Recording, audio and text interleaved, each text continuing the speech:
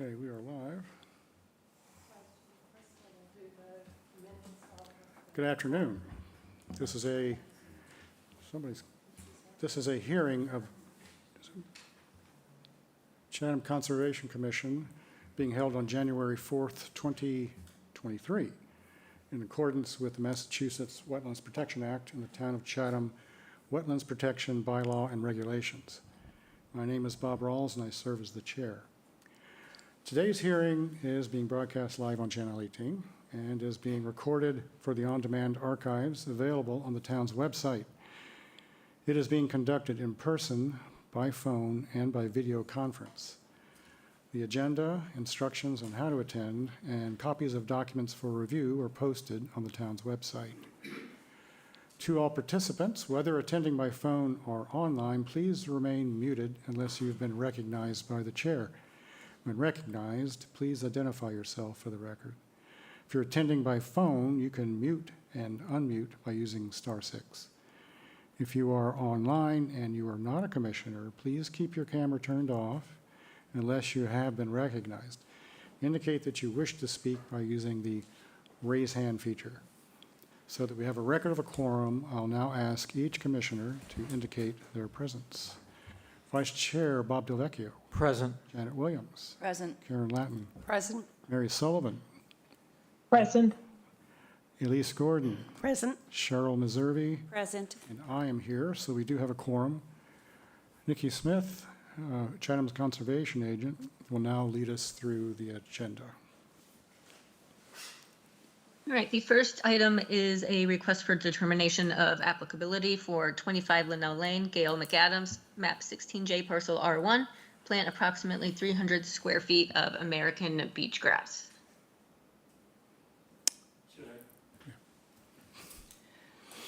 Are we going to hear these together, or should she? Oh. She should read the other one. Oh, well, Asking. yeah, I guess so. Gordon, you have two, right? That's correct. Do you want to do both together?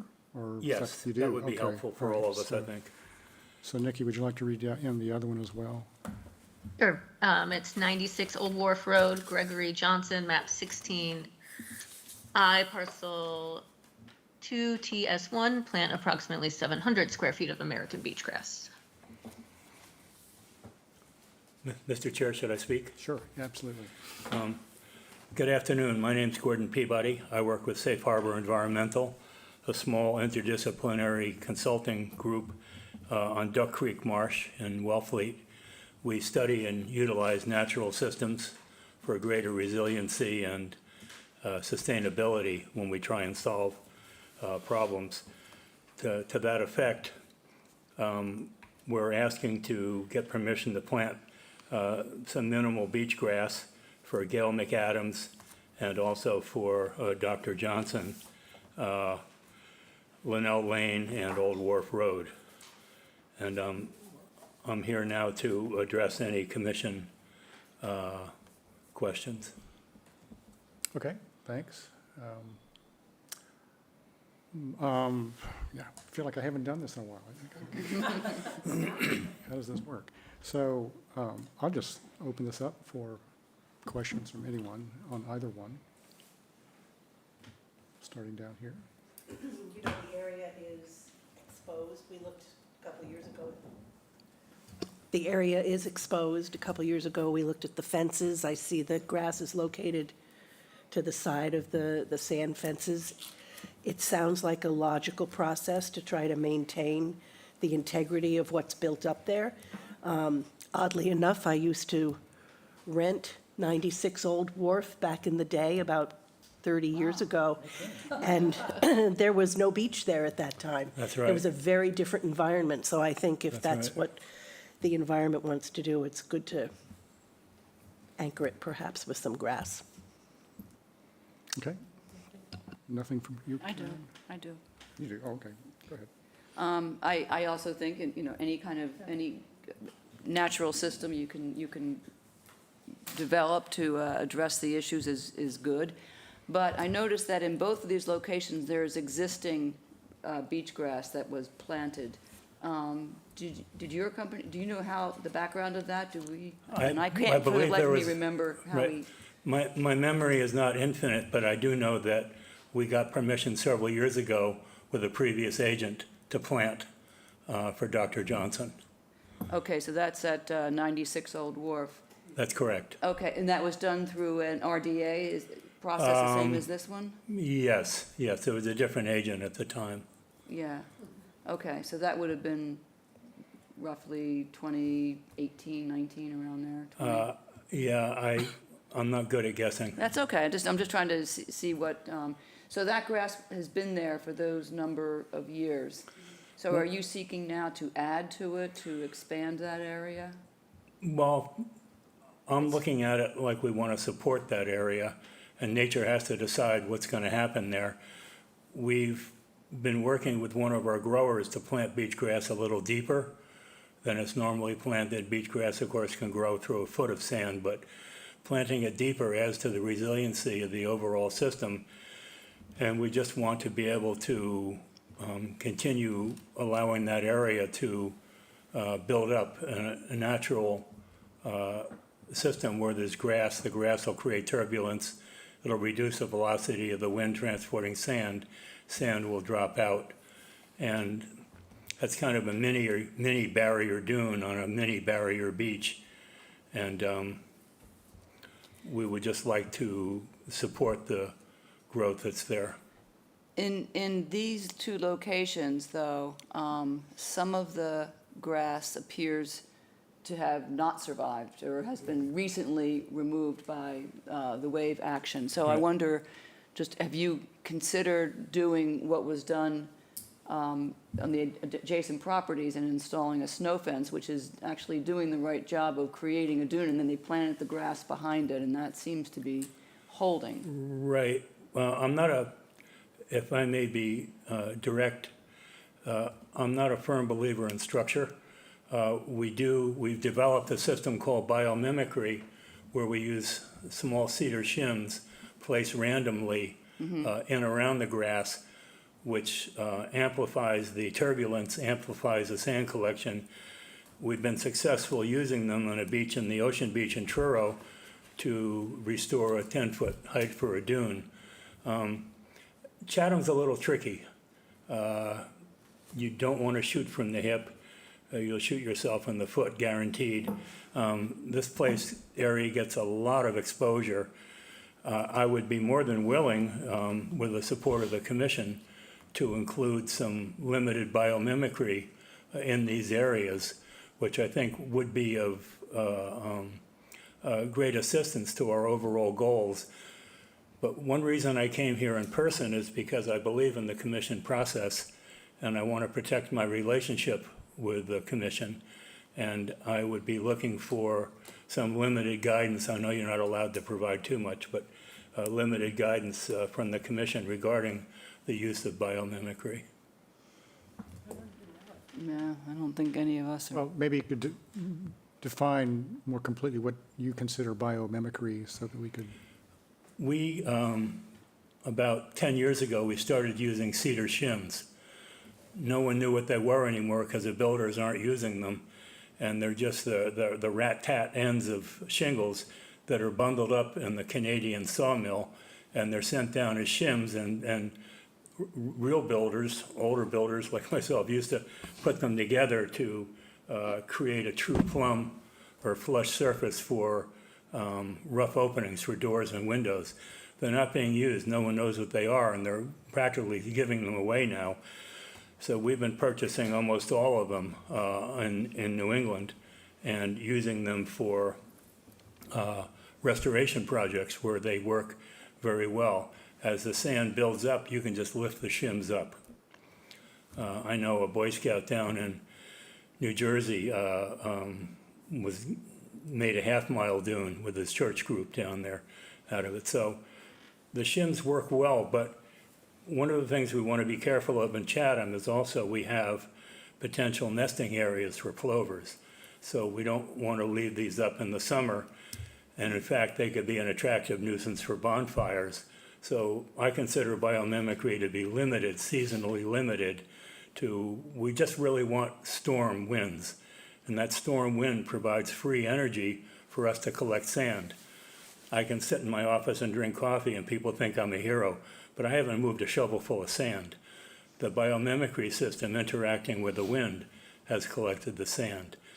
That being said, to be transparent, you need a sand source. The sand doesn't fall out of the sky. With a broad beach, you can get up to 10 feet a year vertical. With the narrow areas that we have in Chatham, I think 6 inches is generous for collection. And that could be in concert with the grass and with the shims. So you say it's not good to have them in the summer. What do you do, remove them and then Yeah. put them back? Yeah, yeah. Oh. It's very easy. These are little pieces of, I will send Nikki the booklet that we wrote on this, and she can share it with you. It's inappropriate for me to share it directly with you. And the system is so simple. People from Chronicle TV came down and they were thinking we had some kind of magical system, and they were truly disappointed on camera that I just held up a single shim, said this is it.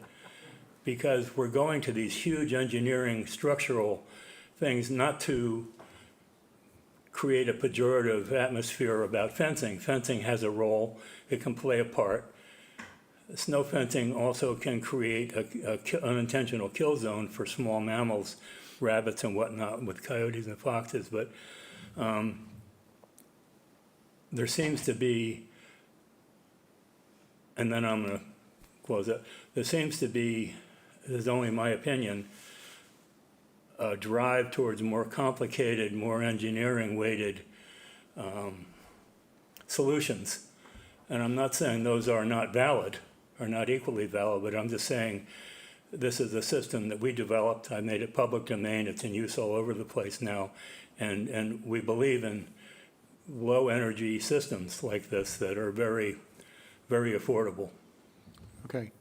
Just to be clear, are you talking about standard cedar shingles that you I'm cited? talking, the shims are about this wide, Okay. and they come in separate packages. They're known as shims. You get about They're not shingles, they're shims. You get Okay. about 40 of them in a package, and the package is this by this, by the length of a shingle. And they're made from shingle scraps in the sawmill in Canada that they don't want to throw out, but they can't be used as shingles. So they started out shingles, but they weren't good enough for shingles? They're kind of poor man's shingle, and then they get sliced up and shipped down Into here. narrow shingles? Yes. Okay, I Yes. got it. So they're beveled, there's fat on one end, skinny on the other. Okay.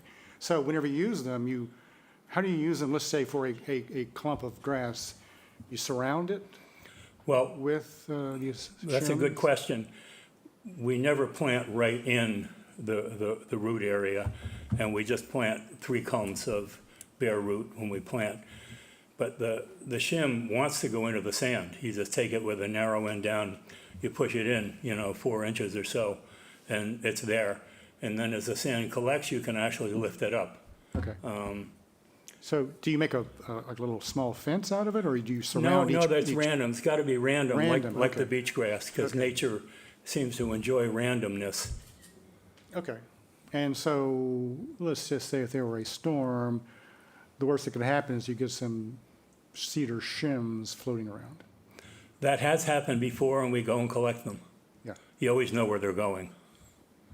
Well, yeah, I guess most of them, yeah. Okay, so you're not proposing that for this? I want to be careful, as I said, I want to protect my relationship with this commission. If it's the will of the commission that we use some limited biomimicry, I'd be more than happy to do that. It just came up indirectly through our interaction here. And Okay. So Jen, am I stepping on your, go ahead. No, I would just ask the question. So just because I know that particular location is so dynamic, and that previous attempts to plant have only been somewhat successful. Right. So I see why you'd want to have another go at it. And I had only brought up the question because when I was looking at the site, I noticed that the sand fencing had really done a good job of rebuilding that dune, and that the grass planted behind it was doing well. But it's a different project from what you proposed, so I Right. just was throwing that out there. The question, I guess, in front of us is whether just to approve the planting as you've done that, or whether you want to add that element, the biomimicry element. I don't to think it. I want my life to be any more complicated than it is. I'm sure the commission has plenty of complications. If there's a way that we can insert this, fine. If not, I'm prepared to move on. Okay. Well, the only interesting part would be is you have it adjacent to the fence solution. So you pit one versus the other, and over time you get to see which one. Oh, I know how it'll turn out. Oh, you do, okay. Well, 40% of the time, overwash would take the shims away. Sometimes the overwash could also take the fence away, especially in that location. But the fencing is more of a structure, and structure needs maintenance. It's on there, it's there perennially, and eastern cottontails love feeding on new beach grass shoots, and the fences create a kill zone unintentionally between a lot of small mammals, or especially the rabbits and foxes, hawks, and coyotes. Well, just as a point of clarification, though, we do require gaps in those fences for wildlife to go. I mean, I don't know if I'm that's. not aware of that. That's what we've done with those projects Good. next door. Thank you for that. So Yeah. I would not say that they constitute a kill zone in this particular case. Okay, that's good. Thank you for that. Anybody down here? So this is called biomimicking? Biomimicry. Biomimicry. Mimicry. Yes. Mimicry. So this is called biomimicry. Is there, what are the how would this hurt those areas, the biomimicry? Could it hurt at all? I'm not convinced that it would. So I think you, in your estimation, would be a positive. Yes. Well, I think I'd like to go for it and see what happens. mean, I if think it's- it would if be this- nice to get some photos, as it goes, to see how this biomimicry works over time. Yeah. It's new. As a caveat, we us. should indicate seasonal, because we would want to take them out in the Right. summer. All right, Cheryl, anything from you? Well, I like things that aren't complicated. And so I like what you're talking about because it seems to make sense and it isn't too complicated. So it is attractive to me. I don't know what to do, like if it actually fits with this particular application, or if we need to go further with what you're asking for. But I do like the idea. Mary, what about you? No, I agree. I think it looks like this would actually be a good test. I mean, whether it actually works or not, I don't have enough background to know if it will, but I think it's an excellent option and we should try it. Or I support trying it. Okay, well, I guess so it sounds like the commission is not opposed to it by any means, but I guess the final analysis is whether or not you think it needs it in this particular case. I would prefer putting it in with everything that we plant, but I didn't want to overstack the deck. I'm unfamiliar. It's been several years since I've been before this commission, and perhaps I was remiss in not sending biomimicry publication that I wrote to the commissioners. My sense is you get plenty of stuff to read. One more 10-page document, and so I didn't intentionally bring it up, but only in response to an articulated question that addressed the idea of secondary means of creating turbulence to collect sand. And I don't know what the proper protocol is. I want to be respectful of the commission's process. I would like to include it. I think it's a benefit to include it. But I didn't want to add that extra layer of complication if the commission's unfamiliar with it, and I want the commission to be comfortable because we're looking at a long-term relationship with the commission. That is my goal. Okay, well, it sounds like this commission doesn't have an issue with it. And I would love to read your document. Because I Yes. think that would be really helpful. We Yes. are often looking for new, more innovative ways to solve problems. So that would be a good read for us. Yes, At least for me, I know. So I would send the document to Nikki, and then she would send it to the commissioners. It's inappropriate for me to have direct contact with the commissioners. That's right, just send it all to Nikki, and of course, then I think you need to revise your proposal to mention the mimicry, because it's not in there now.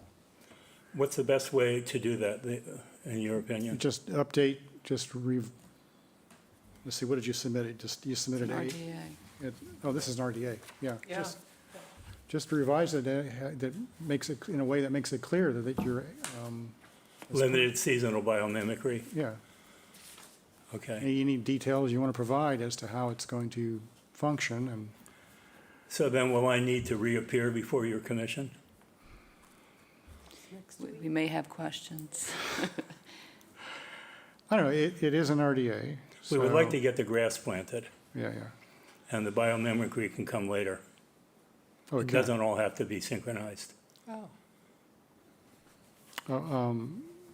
So maybe you're suggesting, I don't know how the clients are gonna feel with a small project about a second Yeah, what uh, about? submission. All right, well, it an sounds like you need to AR talk for to the- them. What about it using an A, approve the RDA today, and then he couldn't go apply for An an AR AR for with Nikki? the shingles. Yeah, that's, yeah, Oh, Jack, wouldn't that be nice? That would be very nice. I don't know, Nikki, do you have an Yeah, opinion on that? Nikki, I shouldn't speak for her. Okay, thank you. That's, I mean, as long as you guys are fine with it, I'm fine with it being on an AR. Doesn't matter to me. All right. Okay. Well, that's a crumb of good news in my day, Yeah, thank you. but before we go, I have a couple more questions that Yeah. may not be as, Oh, good. not good news or bad news, I just have a couple of questions. On 96 Old Wharf, the catwalk, it goes to cross the marsh to sand, and that sand, is that on the owner's property where the catwalk ends? On the starboard side it is. On the port side, you go a little bit, and plus Okay, you're going to have to tell me what starboard and port means in this particular case. I'm sorry, the right side. I lived on a sailboat for 28 years and I'm incorrigible. The right side, Well, I'm talking about, it goes from the house side of the marsh to Right. the other side of the marsh. yeah, that is owned property out there. Both sides are owned. Yes, right. Okay, So okay. it's in the deed. Okay, It's in the deed. all right. So the owners want this there not to protect their dwelling, but to protect that part of their property, the sand spit that is on the other side of the marsh? I can't directly address all of a client's goals and needs that aren't expressed to me, but I do know that that small mini barrier beach, especially with a mini barrier dune on it, will act to protect the property on the other side, on the road side. Or at least the road, the neighbors seem to be interested in protecting that road that fronts. Yes, that yeah, well, fronts there's the- multiple goals that the neighborhood has there, yeah. Okay. On 25 now, the picture you provided showed sand piled up next to the road. That was not from, that was from a NOI that the commission authorized for a neighbor that's further along on the road. Oh. Okay, so that's not actually of this property. No, these people would not just go ahead and jump the shark and do something like that without telling me. Well, the only point I'm trying to get at is, in both cases, what is the purpose of the beach grass? In one case, I'm understanding that it's to protect, if all that sand washed away, the catwalk will go to nowhere. And on the other case, if the sand washed away, the road would be impacted. So I assume, even though it wasn't stated, in either application what the point of the projects were. I'm trying to Yes, uncover what the purpose of the projects are. I would say that 25 Linnell Lane would be to contribute to protection of the road, and 95 Old Wharf Road would be to protect the home. Because there's two very different elevations there. Okay, all right. All Well, right, I got one more question. okay, sure, Bob. The planting time, are you thinking about doing this right away, or would you wait until, early spring? My opinion only, that this is the best time, when it's freeze, is the best time to plant because the bare roots are dormant, and you want the above-ground color changes and change in function to match the root growth beneath. So you want to kind of synchronize it. If you plant too late, there's too much call for productivity and the roots can't produce the support and you get stress. So we prefer planting when it's very cold. Even though you might have more storms or violent storms now? Well, beach grass, especially in this location, has proven itself to some degree to be able to withstand that. And that's one reason why we're using a strategy of planting much deeper. Okay. All right, thank you. I just have one more thought. Apparently that catwalk was redone in 2017. And I just want to know, actually, this is just for my interest of my fellow commissioners. We've had a lot of debate here about plastic versus aluminum decking for catwalks. And I noted that the proposal allowed the use of plastic through-flow decking, but somebody chose to put aluminum there. And I particularly was happy to see, so I just wanted to point it out. That's not my area. Yeah, I know. But it's been kind of a Yeah, sticky wicket for this, for some of us on the commission. yeah, I understand that. Okay. So we're thinking about voting on the RDA itself, but then you would subsequently approach Nikki with an AR for the biomimicry. Right. And also prior notification to planting activity.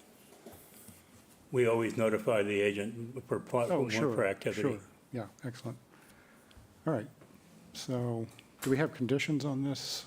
Nikki, I guess you'll have to interpret whether we, Known for planting, I mean, plant away, plant away, okay. as far as I'm concerned. I'd like to make a motion that we approve You're out of practice. I'm out of practice, is right. I'd like to make a motion that we approve the RDA for both 25 Linnell Lane and 96 Old Wharf Road. That would be a negative determination. Negative Negative 2. determination, yes. -2. Yeah. Latin second. Roll call vote. Bob? Aye. Janet? Aye. Karen? Aye. Elise? Aye. Mary? Aye. Cheryl? Aye. And I vote aye. Thank you. I'd like to thank the commission for their support and their professionalism, and feeling a little awkward, haven't been here for a while, so thanks for helping to make me We're not so comfortable. bad.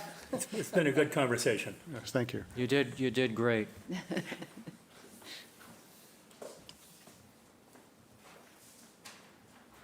All right, next up, we have the notices of intent. We have 75 Tulipy Run, 59 Tulipy Run, and 27 Tulipy Run. SE 10, 3547, 3545, and 3546, proposed rock revetments, reconstruction, and elevation extension. And 27 has a return extension as well. Good afternoon, Commission members. Catherine Ricks here on behalf of the applicants. Not Todd is here as well. not hearing you very. Can't hear you. Yeah, Sorry. okay, got it. Haven't used the headphones in a while. Catherine practice. Ricks with Coastal Engineering here on behalf of the applicants. I'm going to try to share my screen so I can do my presentation. Okay.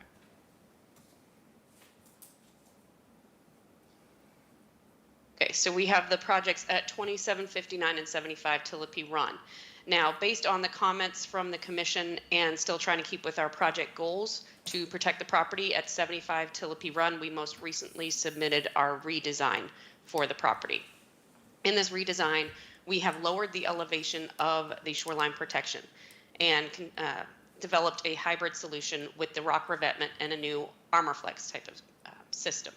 So we dropped the elevation of the revetment from the proposed 20-foot that we had been discussing to 16. And then we have ArmorFlex that is going to go from the revetment and then slope back at a more gentle slope up to 17, and then straight back 12 feet, and then it anchors back into the slope there. The ArmorFlex is an articulated concrete block that has, the ones that we're proposing to use have openings in them, so they can be planted. So this area that we showed in the redesign, that whole area behind the revetment can be planted with any coastal plantings that WED is able to put in there.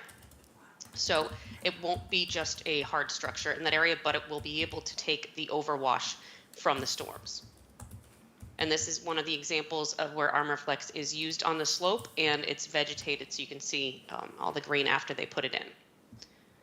And then I just provided some of the pictures that we've already looked at where this is the concern on this property, is that overwash is eroding behind the revetment, and then the revetment fails. So with this, it extends that area and extends the distance that the overwash can go before it starts to scour. So it should be able to get all that prevent all that scour that's happening behind the revetment. So if there's any questions, I'm going to, I think, leave it on this one. So just let me know if there's any questions. Okay, thank you, Kevin. So yes, You're welcome.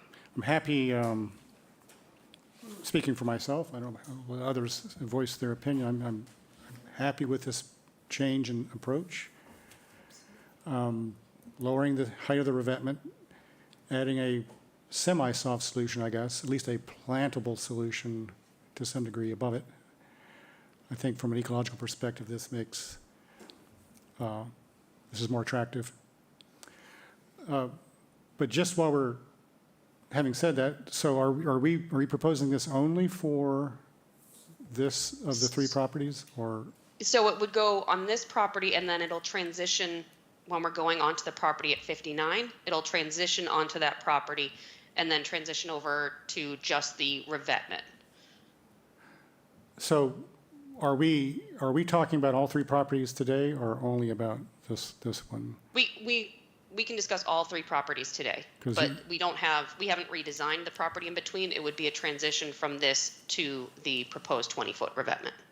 All right, so although this is a revetment, oh, I see, okay, so this revetment is actually to the same height as the other two revetments, it just has a different, let me back up. This is it's actually lower, so it goes, the revetment will go to 16, but the ArmorFlex will then slightly go up to 17 and then go back, whereas the other ones on 27 Tillipee, we are going to the 20-foot at the 1.5 to 1, transitioning to 2 to 1 on the middle property at 59, and from there it'll transition down from the 20-foot at a 2 to 1 slope to the 16 and meet with the ArmorFlex on that property.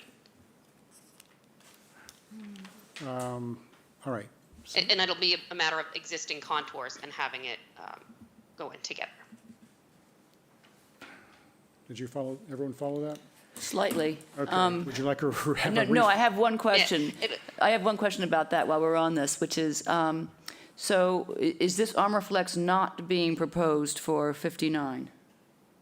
Slightly onto 59, where we'll be able to follow those contours, because you can see how the contours, you can slightly see it in this picture, how the contours slope down towards 75. So we're going to slope up with this to meet the contour and then come across 59, partly with the ArmorFlex and then go into the revetment. So that we had previously. Is there going to be a site plan that'll show that the two properties together and how all that transitions and integrates? Yes, so for this one, That we would be wanted to helpful. do this redesign because this was our focus last Yeah, time discussing yeah, the 75. yeah. But yes, we will definitely be Okay. submitting a redesign on that one as well. Okay, I just wanted to check that. So we're still at 20 feet, 16. no, for the other properties. Correct. It would be 20 feet across 27, 20 feet across most of 59, and transitioning into this 16, transitioning from 20 down to 16, partway across, and then into this Armor Flex. Can I say? So how I just want does to, it work, the part going around, you know, that's turning the corner behind that garage and apartment? Is that going to be 16 and have Armor Flex too? 27 Tillapee, which has the Well, return, this is just going to has- be revetment. Well, this says 75, and it has it going around. I thought it was 27, but Yeah. 27, look, it says 75, and it has no, it. that's 27. That's Since, what I thought. Okay, thank you. I just wanted to, well, I focused entirely on 75 for this, because I have a lot of interest in what you're proposing here. I knew that 27 was going to retain the 20-foot and the 1.5 to 1. I've been unclear what's going to happen at 59, but I would suggest we hold off on that until the full site plan is done, and how 59 is going to be, because I have questions about why you would not take the same approach, although I'm guessing, looking at this, that it has to do with the topography at 59. But I haven't thought that through yet or looked at that, so, but while we're talking about Armor Flex, this is a new technology for us, I think. It is for me, anyway. I believe there's actually existing Armor Flex that has been used in Chatham at Watch Hill Way. Is that correct, Todd? Yes. Yes, it is. But I know that was years ago I was under a gonna say, do different you know commission, when but that it- was? there's- Years ago. Yeah. It's actually on Holloway Street, which is off of Watch Hill in that corner. It was, I don't want to say almost 15, 20 years ago. Okay. And it was done because that was the best way to secure it. And they actually anchored it with helical anchors into the slope, because the underlying revetment was the toe was in jeopardy, and they didn't want to rebuild the whole revetment, but they needed to protect this area, and it was done this way back then, and it's still there and surviving very well. And that was at the time, I think, even a more dynamic area than this one has been up until now. Right. And It's- is there is part of the proposal, and excuse me if I just didn't see it, to anchor this Armor Flex system? So This slope doesn't require that. It's a much flatter slope. Okay. And yes, you are absolutely correct. The reason why we're not looking at this for other options at the other properties is because the coastal bank continues up above the revetment, and it doesn't justify this type of design for this. This was for the overwash. And the reason why we only submitted on 75, and we didn't want to go through and do all the work on the middle property if the commission wasn't encouraged, or, there wasn't encouragement from the commission that this was a viable medium ground to lower the revetment, but allow us to still design it for the overwash and the scour behind it. So this gave us the ability to say, all right, we like the design of this. It's not going to scour. We can provide this system, reduce the elevation of the revetment as you had requested us to look at. This kind of, and reduces the fill behind it, and kind of does it for a benefit for both in reducing what you wanted, and gave us the ability to engineer it so that we weren't giving the client something that could get destroyed easier. And aside from the installation at Holloway, is there any other data that you know of about the effectiveness of these systems and how they've been performing?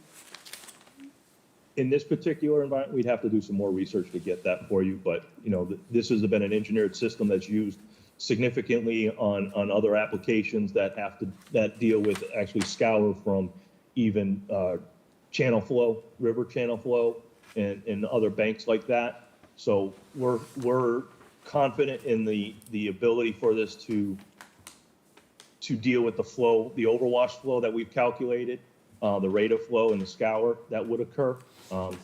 So it's a very common technology, more in drainage and channel systems. Interesting. And dams, specifically for dams. We've done them on dams where they've got overtopping and it's a spillway, it's an emergency spillway application in many instances. So it's, it's not something we do a lot in waterfront structures because the revetments are much more durable. This is just a unique situation where we felt we could come up with a solution that everybody could be happy with. I think we could be happier with this for sure. We even happier, obviously, if it could be done for all three properties. So I want to circle back to that. The reason that you're not proposing that for the other two, or at least you're certainly not proposing it for 27, is because there's no, well, I'll let you speak. I won't speak for you. The reason is because of the topography doesn't allow it for a good design. It would then require anchors and other things because of the slope of it. And you're talking about a very small portion, only 4 feet from elevation 16 to elevation 20. You're only talking about a 4-foot strip of it on the slope, and then you still have to anchor that. The revetment provides a much easier installation and a much more effective solution. And it's not an overtopping because the coastal bank, we're not filling that area. It's basically, we're armoring the existing coastal bank. Here, we're topping, we're coming back and protecting it from the overwash. And the other grades, we would continue that to the middle property, but then transition to the full revetment because the grade behind the revetment is higher than the revetment. So that was the reason for it. When we're normally dealing with a situation where it's revetment all the way up, that would be our preference. And this is a solution where other factors come in. The other one on Watch Hill Way, there was a specific reason for it, and we had to anchor. It was a whole different situation than a small 4-foot strip of it, vertical strip of it. All right. So I'm not proposing anything here, but just for educational purposes, if on 27. Yeah, you're right, I see it there. If on 27, let's say that structure, that was it, a garage there? That's between the house and the revetment? Guest house, the guest house. If that weren't there, and if you could somehow slope it back, then this solution would work? No, the grade of around that building is 15 feet higher than the 20-foot elevation, basically. So it's still sloping up. So we wouldn't need to do anything up there. It would just be normal vegetated grass. It's higher No- there. normal coastal Okay. bank. The It's much coastal bank higher. is higher there. Okay. Much, much higher. Okay. Yeah. Catherine, do you happen to have the pictures I sent that we got from Ted Keon yesterday? I don't have, I can pull them up. Yeah, if you can pull them up Pretty while easily, I can- we're talking. Yeah, just to show them what's happened since that last storm even. Oh, Yep. I would love to see that. I was Yeah, wondering you really about don't this- want to. these It's not that properties. good. 1 second. So I think our goal today is if we can get, some positive feedback that this is an approach that would be acceptable to the commission, we would then move forward with that transition piece on the middle property to submit it all as one and get it finalized and done and move on, because the area, especially for 27, is becoming rather daunting. While Catherine's looking, and I wondered about 27 during the last storm, are you still considering and thinking about submitting for an emergency order? Well, if we get this approval within the next, couple hearings, I don't think we need an emergency. Okay. But if, Catherine, go to that other one, Yeah, I that just first gotta photo. move. That's showing you how much closer it's getting and how Yeah, dramatic it is. And it's coming around. What I'm seeing from photos that we have similar to this, that Ted provided us, there's not a lot of movement west of the overall bank, but that bowl is getting scoured out even more because of the direction the winds are coming through the break, I think, more so than anything. Okay. So we need to move with this quickly on this one, but I don't think it's we've got some time before we absolutely have to, but it's not. but You don't have to do it tonight. But this one is the one that's going to involve the 100-foot long bulkhead installation?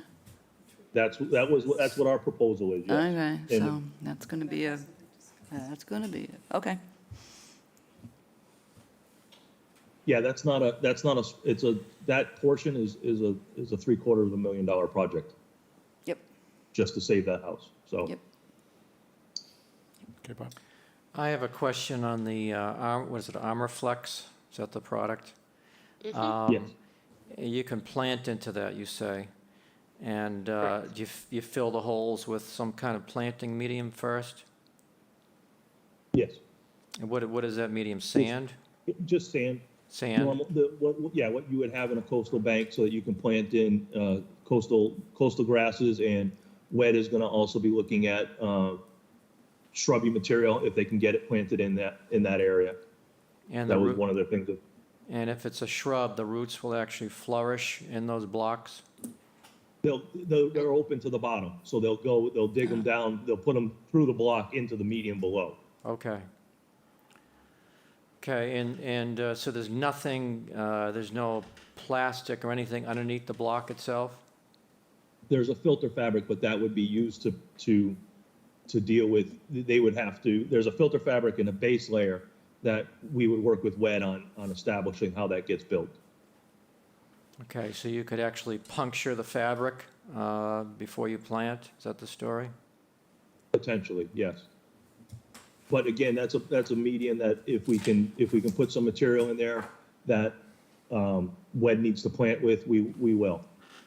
Again, we're trying, it's grasses at a minimum.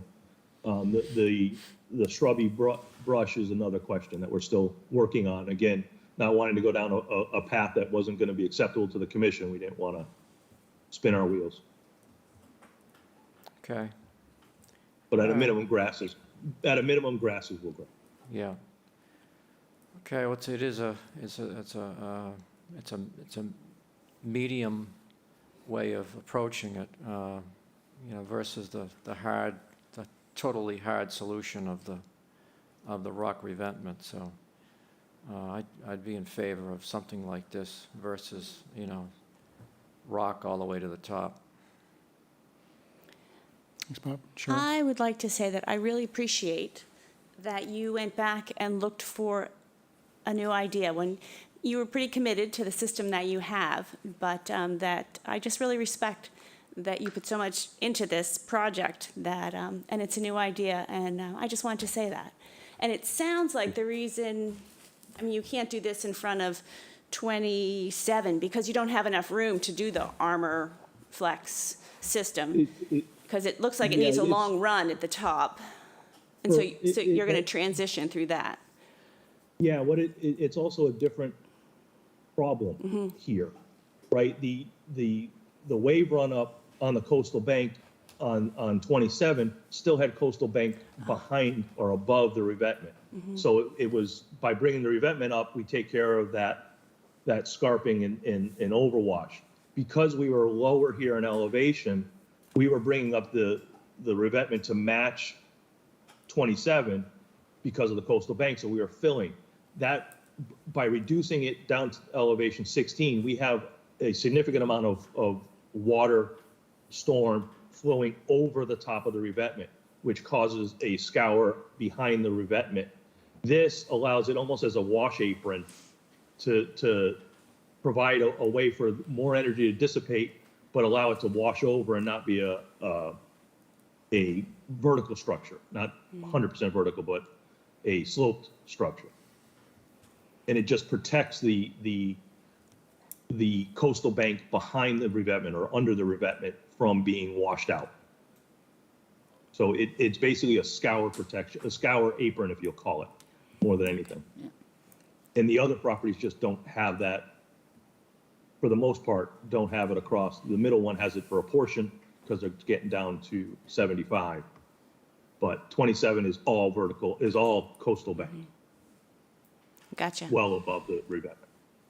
So thank you very much for presenting a new idea for us too. So that's really going to be helpful. Anybody else over here? Yeah, I thank you as well. I think this is it puts us in the direction that was asked for in the Berman report, and something that we preferred as well. What percentage roughly of the middle property would be armor flexed? We've started looking into it. We don't have the exact, but it's almost, I'd say, I know last time we looked at it, almost 50% of it. Like as you slope up across that middle property, about halfway across is where it really starts to slope up to that higher bank. Okay. Yeah, that's good as well. It's going to be based on constructability and how we transition. All right. It'd be nice to have, to hit a 50%. I think Yes. that would feel right to me. We'll work towards it. Oh, okay, sorry. Do we have a hand? Well, Is that, Mr. Ford, is that you? yeah. Go ahead. Go ahead if you'd like to speak. It is. Okay, go ahead and speak if you'd like. Thank you, Mr. Chairman, the commission. Yes, thank you, Mr. Chairman, members of the commission. Attorney Mike Ford. I represent the owners of 75. And I just want to tell you that we briefed them on all the proceedings before the commission and the commission's challenge to Coastal to take another look. And Catherine and Todd brought this option to the Zutacs, to the owners of 75, and after considerable due diligence themselves, they've agreed to go along with this, and they do feel, having watched the commission meetings, that this is responsive to where the commission wanted the applicant to go, at least to explore, not knowing what was out there. And so I will tell you that the Zutacs of 75 have, in fact, bought into this, and they are willing to proceed in this fashion, the way Catherine and Todd have presented it to them. So, however, their hope, given the ever declining situation out there, is that the commission will now move and give the green light to Coastal to allow them to do the larger site plan showing the transition. We understand the owners of 27 are also okay with the transition on their property, and get this package going so we can start to address the problem. But I just wanted to let you know that my clients are fully behind this. Okay, thank you. So it sounds like we are in favor of the approach, and so I guess the next step would be for you to submit a revised omnibus plan showing what's happening on all three properties. Yes. It's consistent with what we discussed today.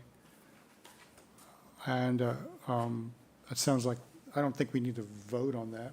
I think that seems to be the way we're, unless if anyone sees it differently, go ahead and speak up. No, but I have a couple other questions. Okay, all right. that we didn't. More questions. I just have a few questions that were not brought up. And one, I just wanted to explore very quickly the impact of dropping the slope on this from 1.5 to 2 to 1. Did that, and I don't see it referenced in the cross-sections, but I just wanted to make sure that that does not have any impact on the definition of the top of the bank, that doesn't move the top of the bank back? I mean, often when we see a drop in a slope, it means either the toe or the top is being moved back or forward to flatten it more, but it seems to be somehow contained within the prior footprint, if you will. Is that right? Prior slope. Yes, it should be. The toe is staying where it is because Right. of the elevation change. If you look at that cross-section that you have on page 3, Catherine, it has the proposed coastal bank. So there's the coastal bank that exists where it is now, and then by extending it and going 4 to 1, the proposed coastal bank is back at the end of the 4 to 1. So it ends right where it currently ends? No, the top of coastal bank currently ends where basically in the middle, right down there, right where the dashed line is the top of coastal bank. Mm-hmm. At this particular cross section, it varies slightly, along the length of the property. Yep. But at this particular location, it then, by adding in the additional elevation to 16 and then adding the 4-to-1 armor flex it to elevation 17. It pushes the top of Coastal Bank back. Okay, I don't know exactly how many feet that is, but it looks like it's probably about 15 feet. okay, that's what I thought it would be, but I'm not confident in my ability to read those with, in that detail. Okay, thank you. We've talked before about how this is going to reduce the amount of fill coming Yeah. in. Have you done any calculations? I'd be curious, because one of the things I think we want to do in this order is highlight all the ways that this project has been revised in response to concerns expressed. So I would be curious to see the difference in the total volume of fill that would have been previously required versus what's coming in now. We can do that. And I do remember that there was a statement made that you're going to have to, there's a separate order of conditions for beach nourishment, and you're going to need to do that prior to commencement of the project so that you can work on the beach. Do we have a copy of that order? And maybe I'm asking Nikki this, to make sure So that. that, through the chair, that beach fill is the ones where we extended the permits for Outermost Harbor. They were doing the dredging, and their disposal site was the front of these properties. So this is the included. disposal site for that dredge, okay. And is there anything in that that requires notification to the agent or the commission prior to deposition of the dredge spoil? There would have to be a pre-construction or Yeah. pre-dredge meeting, Okay. so.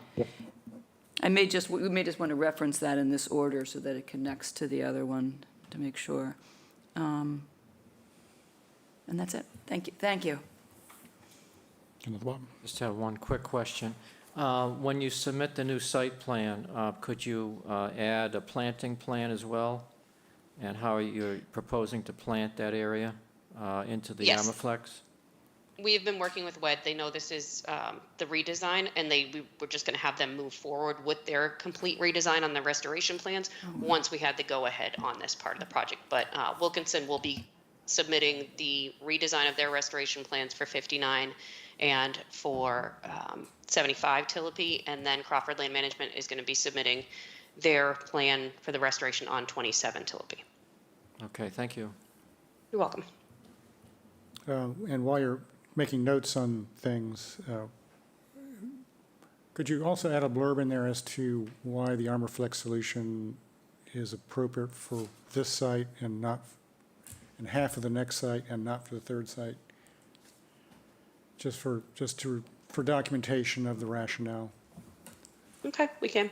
And also, I think that, could just verify that the property numbers are actually on whatever site plans you submit. I'm not sure, I can't find them.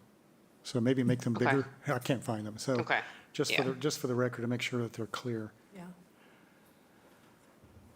Yeah. Anything else from anybody on things we would like to see? This has been a long road, Yes, almost a year. and again, I appreciate the willingness to have a give and take on it, but I think we're almost there. So so I don't know if you're aware, we revised our yearly schedule. We have our hearings on the first and second Wednesdays, work sessions on the fourth Wednesdays, which is a little different than we have done it so far. So with that in mind, we have a hearing, well, Nikki, I guess, I don't know what next Wednesday's hearing looks like right at the moment, Nikki, and I don't know whether you all be prepared to do something for next Wednesday. So I have a question about that. If the if the hearing would be next week, when would we need to submit the redesign by? The new plans? Yeah, it's a bit of a problem, yeah. Yeah. Unless we just deal with it in the work session, which I'm okay with doing, given the apparent urgency of moving along as quickly as we reasonably can. Yes.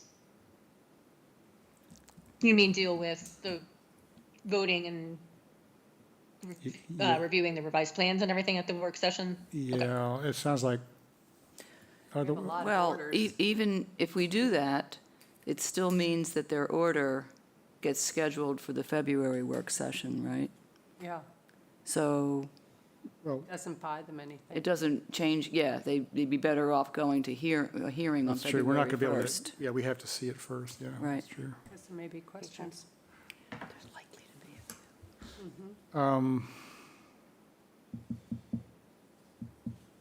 So, is that an issue then to have everything to us by the first work session in, I guess it's February? Which is So- February 22nd. No, no, February I mean, no, No, the the first first hearing. hearing. Hearing. Oh, the first Sorry, hearing is hearing. February 1st, Yeah, yes. February 1st. We could get all the redesign like a week before, because I would assume it's due a week before the hearing, Right, because that's so we would have to have it in the week before that, which I don't have the date right in front of me, but yes, I mean, we were planning on having it done by next week, so we would have to have it done by the 25th or the work session on the 1st. I mean, for the hearing on the 1st? Yes. right. Okay. But, If, I guess I have a question through the chair. sure, yeah. Given the little bit more urgency on 27, as we're trying to probably move forward rather quickly on at least the flanking side, how do we deal with that? Because now we're pushing it out to basically not having anything until March. Yeah, I know, that's what I'm trying to work through here. How can we make that go faster? Is it possible to vote on 27 today and have that in the work session? Because 27 is not changing anything we're doing. But the problem you've submitted, to me, the problem is you've submitted one application. No, we submitted No, three they were There's applications. three. There are three. Three separate applications. We're Are they just, separate? because of, Yes, there's three different numbers. Okay, all right. We've just been dealing with them together. Yeah. So the last time we received anything for 27 was back in July, right? Yeah, Could have been. I believe so. But and nothing has changed on And we've- that, other than, No, Yeah, we have discussed it. We've discussed the, keeping the slope at the 1.5 to 1, discussed keeping it at the 20-foot height. So I don't believe there's any revisions to that plan that are needed.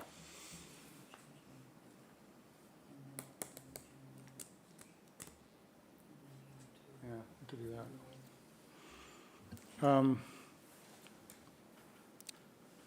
So, yeah, nothing is going to be changing on 27, correct? Relative to Correct. relative to what we saw in July. and from the response from the Greg Berman report, we addressed those concerns and talked about them at the last hearing, I believe, in regard to 27 also, where we focused mostly on 75 because of the fill and the height. Yeah, I mean, I think we discussed the Berman report for all three and sort of as a package. So, one idea Janet just broached was to separate out 27 and deal with it at the next hearing, vote on it, and send it to the following work session. That would be acceptable, that would be appreciated. Yeah. Anybody have a comment about that? And Catherine, you mentioned the planting plan was going to be revised by Crawford for that, 27? Yes, Crawford Land Management has a restoration plan for 27. But will that change, do you not- think? we have that? Have we seen that? I don't believe that's changing because it was based on our initial plan. And I don't know if Jen is on the call. We have a restoration plan from them Oh, There she Jen is. Crawford's on the call, so she from can August address. 22nd. Okay, Jen?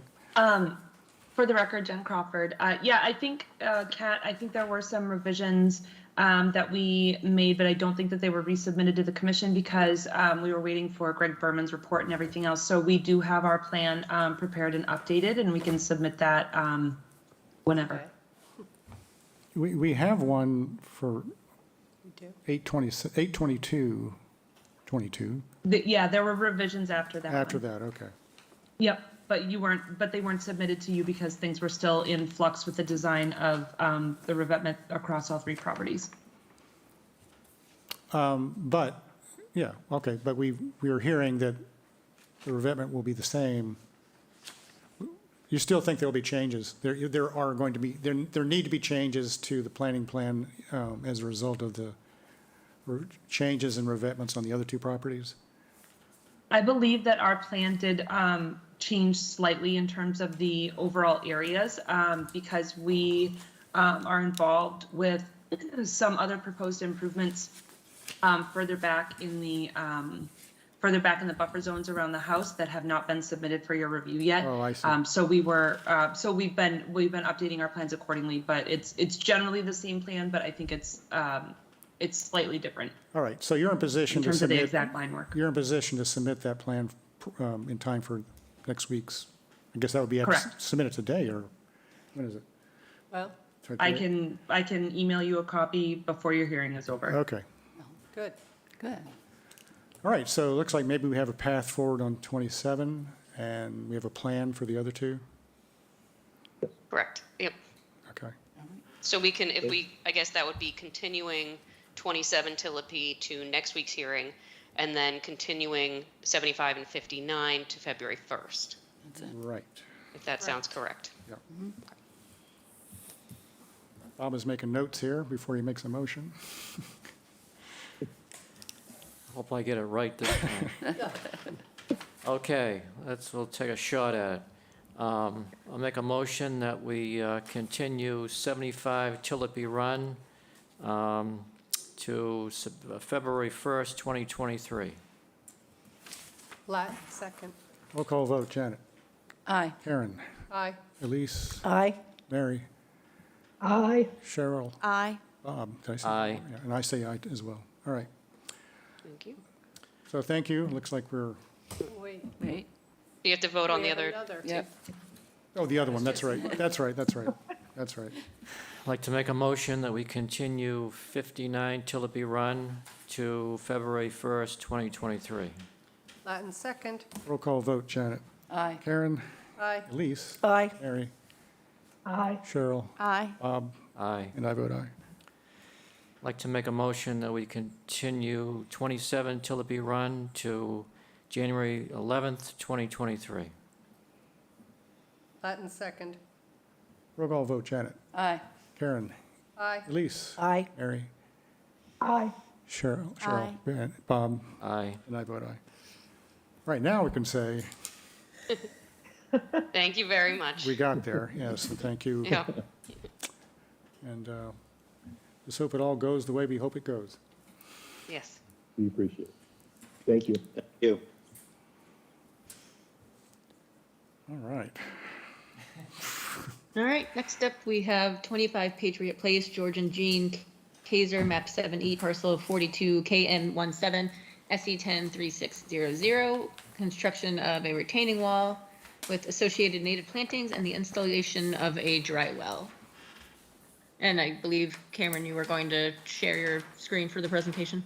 Yes, I'll Okay. pull that up right now. Good evening, Commission. This is Cameron Larson with ECR, representing the applicant, the George and Jean Kaiser, to present the NOI for their project at 25 Patriot Place. Let's see here.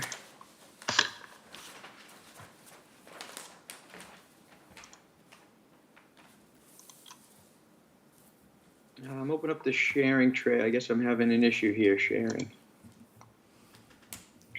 which I apologize for.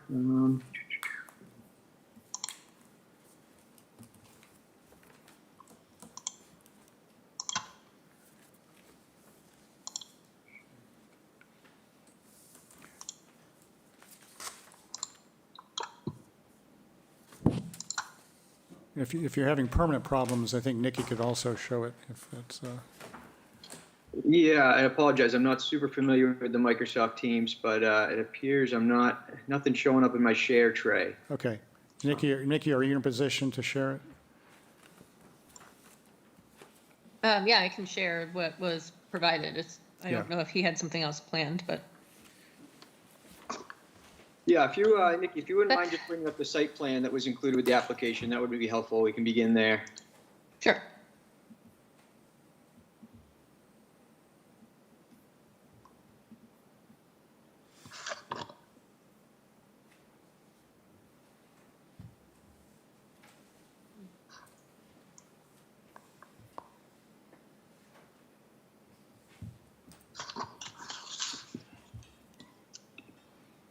In the meantime, most of us, yeah, there it is. Okay, good. All right, great. That's helpful. So this is, yeah, again, a notice of intent for 25 Patriot Place. It's a single-family home property in a residential area, very typical of the area. Paved driveway. There's a deck to the rear of the home, and then it's surrounded by maintained lawn and landscaped areas. Off to the southeast of the site, which you can see on the right side of this plan, is a cranberry bog. ECR is located the limit of that bog. It's very well defined along the perimeter ditch of that bog. The 100-foot buffer zone to that cranberry bog does extend over the site. You can see the 50-foot buffer zone and the 100-foot buffer zone shown by dashed lines on this plan. So just a little bit of history. There was a small addition and a deck rebuild that was approved on site through an RDA back in 2019. At this point, the applicant is seeking approval from the commission to install a retaining wall to the rear of the property. It's shown by this dark black line on the plan to just the rear of the deck in the home. It's not going to exceed 3 feet in height. It's proposed to just level off the portion between the wall and the house to kind of give a flat walking area around the home. It kind of steeply, goes down grade towards the rear there. So they're proposing in this application to install that wall.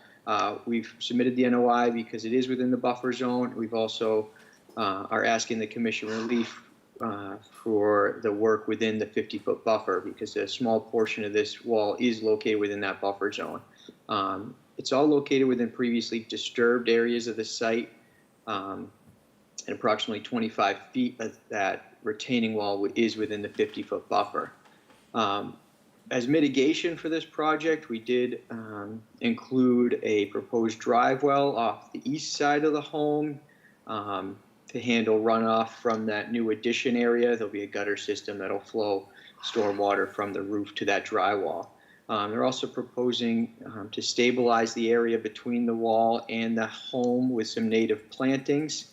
And then additionally, what we were proposing is mitigation to meet the requirements spelled out by the commission and their mitigation requirements. So based on that 25 square feet of retaining wall and in the other work, we've totaled approximately 140 square feet of mitigation that's required for this project. Unfortunately, that was something I was going to share with the commission tonight. I wonder if it would be possible to quickly shoot it over. You know what? I don't believe I'm going to be able to send that over via email. And Nikki does not have that mitigation plan. But what we've done is we've essentially used the mitigation that was approved under the previous RDA, and we've expanded on that. The mitigation that was approved was to the rear of the home. We've shifted it a little bit to stay on the downgrade side of that proposed retaining wall, and expanded it from what was previously approved at 550 square feet of mitigation to include an additional 140 square feet, which brings it up to 690. It's all native saplings and shrubs that'll be used in that area, and I can certainly get a copy of that over to the commission as well as hard copies. But I guess to summarize, the applicant's seeking approval for the retaining wall, the dry well, and the mitigation plantings. It is a buffer zone only project, and we feel as though this work, will have no impacts to that nearby wetland system. But I'd be happy to address any questions that the commission may have at this point. Okay, thanks. Yeah, you're mentioning all the details about the planning plan clears up a lot of the mystery as to all the questions that I had about the project, it was all very unclear, but I'm glad you've got something else coming. We're probably going to have to continue this so that we can study it. So I'll just, I have a few questions. I'm going to open it up to my colleagues here for the moment. So, there were, when I was walking in front of the deck and what will be behind this retaining wall, there are some little round things, 2 of them. What are those? Are those, I don't think they're irrigation, so I was just curious are you putting in fill behind the retaining wall? And, how is this all going to work? Because it does slope, and you said this is so they can walk around the home. Yeah, I'm not exactly sure what you're referring to, the two round things to the rear of the home. Well, it looks like are you going to fill behind the wall? Because then they'll be buried, whatever they are. And I don't know what they are. I'm not certain what you're referring to in terms of the round things, but there will be some fill required. There'll be some minor grading, to flatten out that upper portion of the wall. I think they're going to try, the idea is to try to work with the grades on the downgrade side. It'll be a little bit higher, the wall, towards the south, looking at the bottom of this image. As you go north, the wall won't nearly be as high, but there will be some fill needed on the, between the wall and the home to flatten out that area. There were also some cinder blocks down, sort of, I guess, south, that are within the 50. Can those be removed? There was a pile of cinder blocks. They're just rogue cinder blocks. I don't see any reason that they're, Okay. Unless they're, I'm not aware of exactly the cinder blocks you're referring to, but any rubble within the buffer zone, if there's anything there, we can certainly remove that. And then, this is more for our commission. There's a generator. Those don't, within the 50 to 100, those don't need to be approved by conservation when they're put within 100? You say it's in the 50 or the 100? It's in the 100. In the 100, okay. It's by the house, but I'm just, Well, there was a previous project, I suppose. well, that's sort of my thing is, was that previously approved? I'm not so sure when that generator went in, to be honest. I don't know if it was went in with the house. It's existing now. We're not, it's not we're not proposing it. There's definitely a generator there, which is Right. shown on the plan here. Having this plan of record, there's definitely a generator now. If the commission has any concerns with at this point, we can kind of wrap it into being permitted here if it never was permitted, but that generator is there, correct? That's really all I had. Did it? Okay. It doesn't show up on the 2019 plan. It is not there, so it has And- gone in since. And should it have come to us for approval? I don't know how, this is the first time I've ever seen a generator within 100, so, In general, I would just do an AR for a generator, assuming that it was just, oh, okay. a lawn area, no vegetation removal or anything. I can't recall if this one ever came to me or not, but I can look in the file. Okay. Thanks. I got a few questions. There's a pallet of concrete block that Karen was referring to. Yeah, that should be removed from the buffer zone to the southeast. Secondly, there was looks like a small pine was cut in half between the deck and the cranberry bog, and that shouldn't happen. No other trees will be removed or cut along the edge there, correct? You're correct, yeah.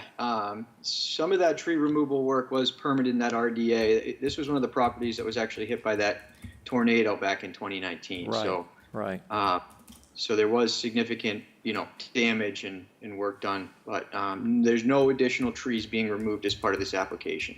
Okay. And you mentioned that you want to plant above the retaining wall, but you also mentioned that was going to be a walkway to move around the house. That's what I don't get. How could that be, how could the plantings be planted in that area? Yeah, I think that that's just going to be more or less just a small landscaping strip at the top of the wall, and then the rest the area between that and the building will just be lawn, as currently or previously existed. They noted some proposed plantings on there in case they want to do them. They'll be native, but otherwise it's just going to be a lawn area. So what consists of a lawn? What would be specifically? What type of turf are you going to grow in there? Just fescue? Yeah, typically we recommend a conservation mix that's high in fescue, so it's not super it's good drought tolerance and things of that nature. Yeah, it's not going to be irrigated or anything like that. Right, correct. Okay, yeah, and you mentioned planting below the wall on that slope that's exposed right now. Yes, exactly. So that's where the mitigation plan will come in. And I apologize, I can't figure out how to share it at this point, but it's 690 square feet below that wall that includes a mix of native shrubs and saplings. So that's all going to be stabilized and restored as a natural buffer zone. Mm-hmm. And there is some existing native bearberry on that slope. So that's going to be retained, correct? Yeah, anything that's existing is going to be retained, and I don't recall there being really much of an invasive problem there. I think pretty much mostly what's there is native, so the vegetation will remain. Okay, so we just need that. We need that planting plan. Okay, thank you. I will note that there's a planting plan that was part of the package in 2019 showing a large-ish, well, it doesn't have square footage indicated area, pretty much in the same area that you're talking about, either planting or where the retaining wall is, or where you're going to flatten it out so that people can walk along there. So what I would ask is that somehow this plan, because this was done under an RDA, so we don't have any COC that would have been issued for anybody to look and see whether this planting had happened. But I would ask that you take a look at that and see to what extent it's either consistent or inconsistent with what you're proposing now. And I think you would have been happy with the presentation if I was able to pull it up, because I was able to relay the 2019 plan onto what we're looking at That's here. what I'm asking, right? Yeah. So was that planting done? No, the applicant held off on the planting to wait till the addition was done, and then with the plans to do this retaining wall. So that planting's not done. So it's all going to be done at once. We're shifting it a little bit and then increasing it to account for this work. So it's very similar to what you're seeing on the 2019 RDA, but slightly larger. How much increased is it? We increased it by 140 square feet from originally it was at 550, and we added 140. And we based that on the calculation table that the commission has for mitigation requirements. But 100 I don't think is enough to cover what you're doing with the retaining wall. And if the 550 was from before, or are you trying to say the 650 is because of the retaining wall and you're not saying any mitigation for the previous RDA? No, sorry for the confusion. So we're sticking with the 550's already been approved. So we're definitely doing that. And then to account for the work that's being proposed here, the 25 square foot retaining wall and the 50, and the work outside the 50, the table in the worksheet accounted to or added up to 140 square feet required for the work that's in front of you tonight. So we've added an additional 140 square feet of mitigation to account for tonight's work or today's work. Okay, I thought you'd said 100, and I thought that wasn't quite enough. Okay, thank you. No problem. Anyone else? just while we're talking about coverage, the coverage table that you provided was a little hard to follow because it talked about a net change for the NDZ, but it didn't talk about a net change for the outer aura. So I think you just take another look at the coverage table, make sure that there's a column there for proposed square feet, and there's a column for net change. I'm assuming that you have an increase in the outer aura. In the outer R, the outer buffer zone, is that what you're referring to? Yes, the outer buffer zone, yeah. Okay. Yeah. Yes, there is a Okay. portion of the retaining wall in the outer buffer zone. Right, so it's just filling out that particular coverage table the way this needs to be filled out, but I think you're missing a cell there where net change square feet for the outer buffer zone. I think there's a number that needs to be moved over from, copied over from proposed to net change. In other words, increasing, you just have no blank there. I'll definitely double check Just take a look at that. just take a look at the coverage table, make sure that it's, adds up. Not a problem.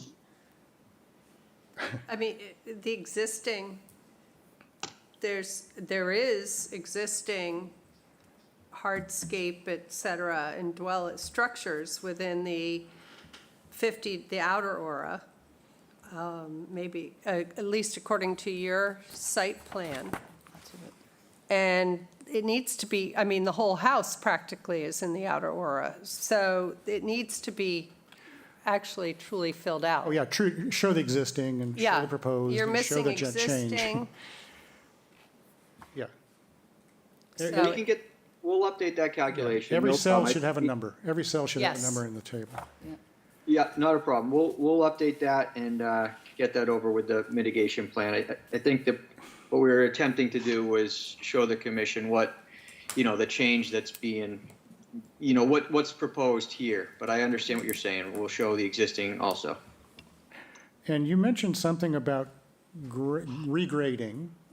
Would that regrading, that would occur in the buffer zone, I mean, in the NDZ? In the no-touch zone, is that what you're referring to? Yes.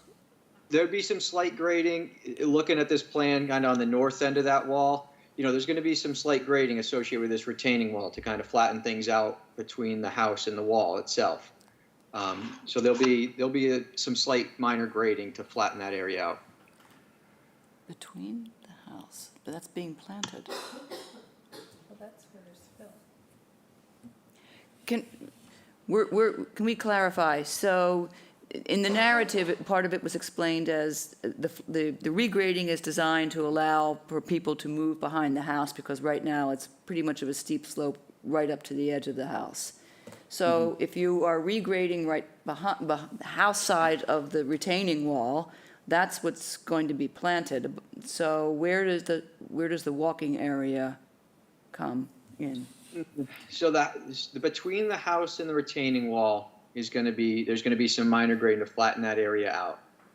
There is a note here on the plan, proposed plantings for that area. That note is really referring to if the applicant's interested in adding some native plant, a native planting bed along the top of the wall. It'd be a narrow strip. I don't think there'd be much room for it because they also want to maintain, access behind the house. Okay. So the mitigation planting will all be below the wall, separate. Okay. I had read that note, proposed plantings, and saw that as a mitigation. It was where the mitigation. And is there grading below the wall as well? Just probably some minor grading along the toe a little bit. But again, it's not going to be a whole lot. There'll be some minor grading necessary, but not much. Well, since you're redoing it, can you specify both the volume of any fill that needs to be brought in to do this and the resulting elevations, how they're going to change? The reason is that we do have regulations that stipulate no grading in the no disturb zone. It's just something that we prefer not to see. So just a depiction of, when you say a little bit, that can be interpreted many different ways. Right. So what do you mean by a little bit in quantitative terms? So that we can get an understanding of how much, and and also if it's only going to be mitigation down there and not a path, does it really need to be regraded at all? Yeah, right, I understand. We'll get some proposed grades on there. Where that wall, looking at it, I think it's 23 feet, kind of, 23 feet up to 24. So between the house and the wall, we're only moving earth around a foot. We're probably going to use mostly what's there. I don't imagine there'll be really too much fill, and more just grading what's there to create a flat spot. And then down below, we're just talking about along the toe of that retaining wall, just to, get it installed and, but we're not regrading this area at all. This is just very minor grading to install the retaining wall. So don't think that we're coming in here to flatten things out and change the grades of the whole site. It's just very minor grading associated with the wall. Okay. It's good to hear, it's just, but for whatever you submit in terms of revisions, just kind of make that clear that whenever the agent goes out there for your certificate of compliance, he or she doesn't look at it and say, wait a minute, this isn't what I thought at all it was supposed to happen. So we need to be clear on what's going to happen and then match it up with what did happen. We can add some additional information, no problem with that. Just I don't want it to blow out of proportion by any means. It's just a maximum 3-foot retaining wall to the rear of the house. So it's small, it's minor, but we can add some additional information to clarify something. All right, good. Clarification is always good. And so we'll be seeing a planning plan with some details, which was a stumbling block for some of us, and it'll be good to have that. I'm going to send that over to Nikki right now, and hopefully she could, pass that along to everyone else as soon as possible. Anything else from anybody? Yeah, just a note, And we'll need the hard copies as well. Sure. Yeah, Yep, I can both. provide hard copies. when you redo the plan, it looks like, I guess it was done originally based on what had been done for the 2019, so the title of the plan needs to change from plan to request, to a company request for an RDA. This No is a site problem. plan for an NOI. Yep, no problem. We can make that adjustment. Good. Okay, anything else? Sounds like no. Next week? So our next hearing is a week from today. But that means all the submittals have to be done. Nikki, is this right by today? Well, I guess that's something we'll have to talk about because it's going to keep coming up. Yes. Because we put packets out Friday, so that's really when we need the hard copies. I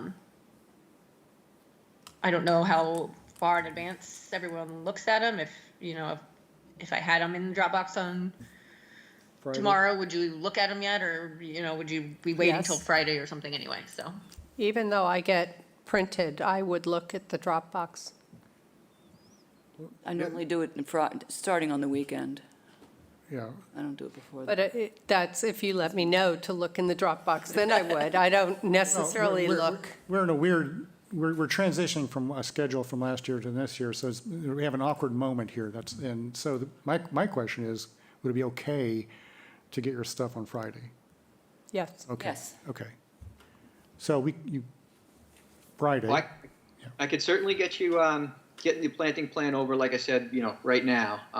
And then I think we can turn around this plan hopefully very quickly. It's it's minor stuff. I'll reach out to BSC Group right now, see if they can make those revisions, and we'll get that to you. And ideally, we'd like to be on for next week just so we can wrap this one up. Okay. And that's the plan, to have everything in our hands no later than Fridays, the paper copies, that is. We'll get the digital yep, stuff. and it needs to be Friday morning. The office closes at noon, and Oh, Crystal good puts the point. packets out before she leaves. Good point, Friday morning. If you can do that. So if you can do that, we can go ahead and entertain a motion to go to continue to next week.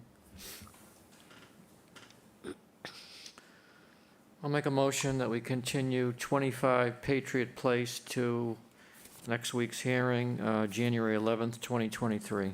Latin second. Roll call vote, Bob. Aye. Janet. Aye. Aaron. Aye. Lise. Aye. Mary. Aye. Cheryl. Aye. And I vote aye. Thank you. We'll see you next time. All right, great. Thank you very much, Commissioner. Have a good day. Thank you. What are we doing here? All right, next up is 4 Nickerson Circle, Justin Baker, manager, North Coast Development LLC, map 4D, parcel D1. This is a local-only filing, construction of a dwelling.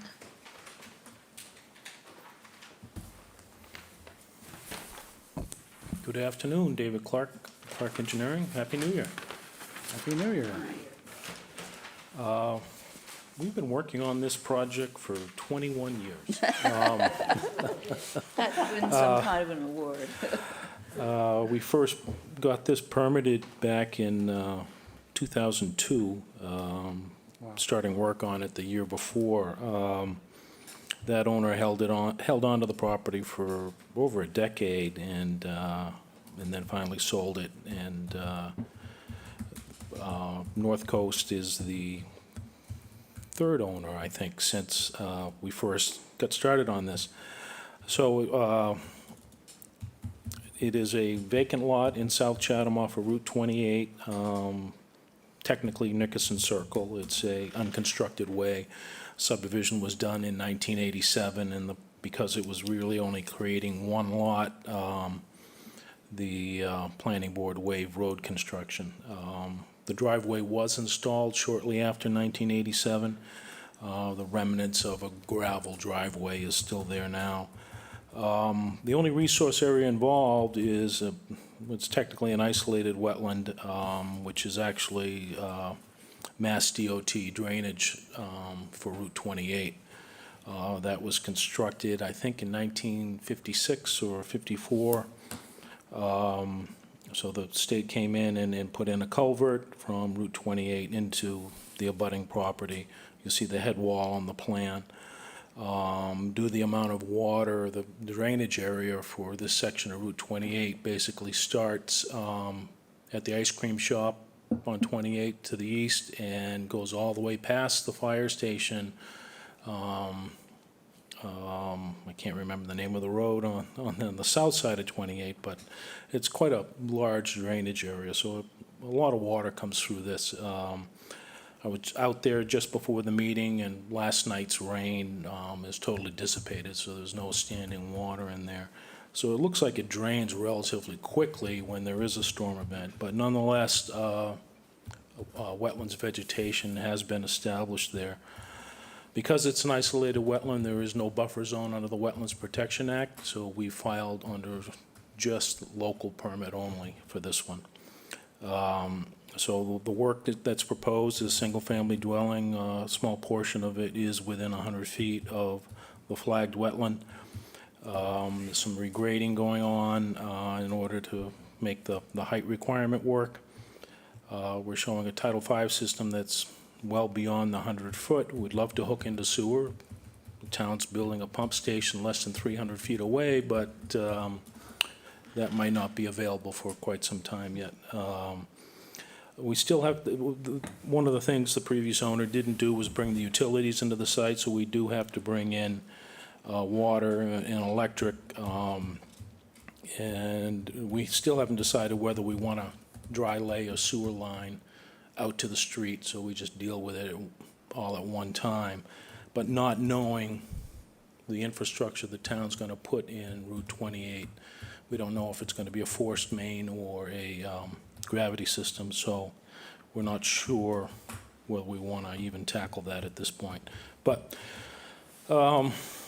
because we're working within the outer OR to the isolated wetland, we contacted Phil Cheney, and he provided a mitigation plan for the work to mitigate the portion of the structure and the regrading that's within your jurisdiction. I'd be happy to answer questions. How long did you say you've been working? Pardon me? How long have you been working on this? Since 2001. 2001, okay. 22. All right. I have a sort of background question, then I'll open it up. So there was a previous order? No, I did not find, Not a well, previous. maybe I did. I thought you can't, I looked and once and then couldn't find it, but maybe I finally did.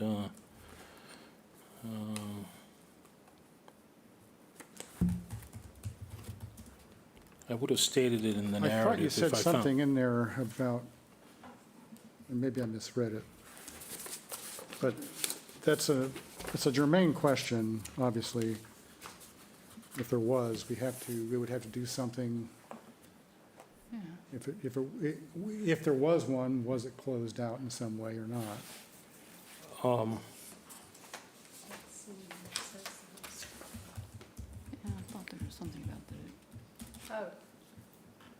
In your narrative, It looks like there was a, order of conditions, it's number 2292, so I'm not exactly sure when that would be. Oh. But it was for tree trimming and removal and annual maintenance. Okay. Tree trimming.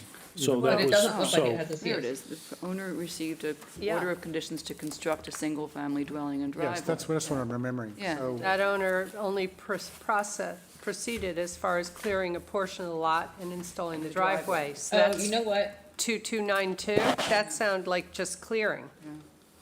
Yeah, it was probably, I'm sure, we looked under 4 Nickerson, and it was probably 0 Nickerson back when if they filed for a previous dwelling, because, Yeah, when it's a vacant lot, it stays 0 until planning or whoever gives it, its,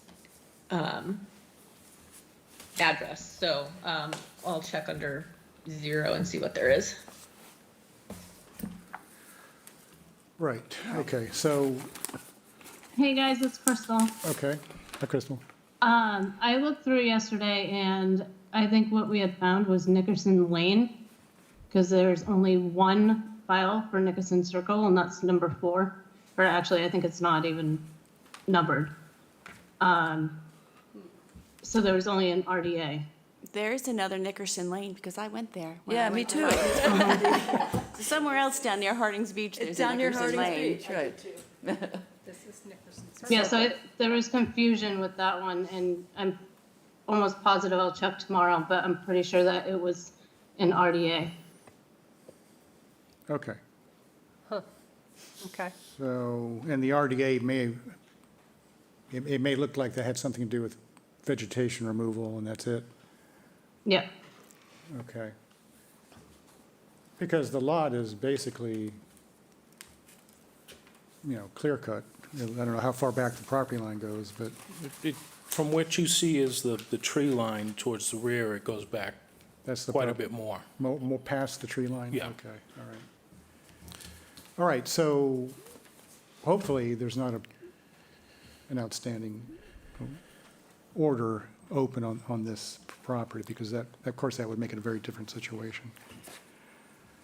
All right, now that we have that sort of out of the way, I'll open it up to people's questions that we have here. Vinnie? David, there are a lot of mature trees right along close to the 100-foot buffer line that you propose to remove. We counted about 11 of them. 12. 12? Okay. Beautiful oaks, I think some pines as well. Why not shift the house to the west or the northwest more? And, away from those beautiful trees. Yeah, that would only save 3 trees. So The other just- trees are right next to the driveway, and that's where the utilities are proposed. But we could, I mean, the reason why we chose this location is the owner wanted a straight shot into the garage from coming down the driveway. Secondly, this is the most level portion of the lot, and the previous application 20-plus years ago put the house way up the hill, and that's why it's cleared to that location. And so it doesn't give any type of level area around the house, and it requires a drive-under garage because of the topography. So from the ultimate use of the property point of view, being residential, chose chose this location because it requires the least amount of regrading. But we could take a look at moving it back to save those 3 trees that are shown on the plan. We would have to move it back about 15 feet in order to achieve that. And that would get pretty much the whole house out of your jurisdiction, and then the only thing that would be, It's on the planting It's on the plan. plan. you would be looking at would be any regrading that's required I see it. to get the height calculation to work. Just to clarify, David, I counted 12, Bob counted 11 trees that are flagged. I assume those are all slated to be removed. You say 3 trees. What's the difference? Narrative says. I'm not sure. I didn't notice that when I was out there before the meeting, so I can find out. Yeah, there are more than 3 trees that are away from the driveway. I get what you're saying about near the driveway for the utilities. But there were quite a few trees that were further in that were marked, Okay. right? Yes, I think that's correct. And so I echo Bob's ask. All right. That I will clarify that. it seems to me that there's room to move that house by and large out of our jurisdiction so they can do whatever they want to with the rest of it. Yep. I think the only thing stated in the application was they wanted room for a yard in the back, I guess. Pardon me? I think your application said one reason for not moving the house out of the resource area was so to have a reasonable amount of room for a yard. It's still, it looked, to my eyes, it looked like there was a reasonable amount of, there would be a reasonable amount for a yard even if it got moved back. But anyway, that's something to discuss with your client. Yeah, if we moved it back into the north, we'd be digging further into the hill to create a yard, and we'll probably lose more trees on that side. But Well, we'll see. I'm not sure. Okay, so, but I want to back up again. I thought you just said the original, or the previous application had the house somewhere else. So Yes. there was a submittal to build a house there. Did it go before this body? the only portion of that project that was in your jurisdiction was the driveway and the installation of utilities. Okay, everything else was outside. Yeah. Okay, I got it.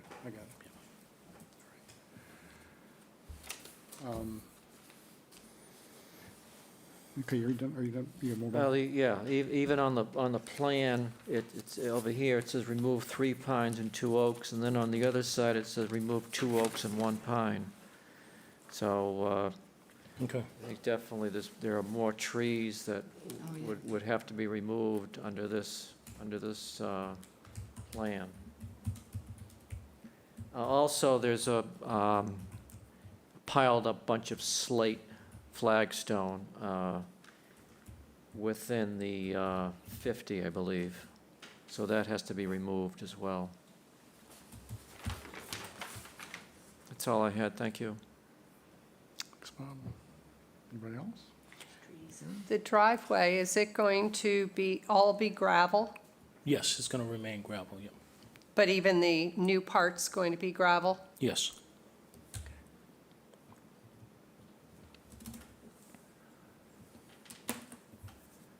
Is that it, Karen, for, I think so. think so? Okay. John? I can hold on this because it was a question basically for Phil, but if we end up deciding to move the house back a bit, it becomes moot. But I was going to ask him about ornamental plantings in the outer aura and to identify. Phil had a conflict, and he was going to try to call in, but I don't see him up on the board, so. Okay, so we can bring that up next time.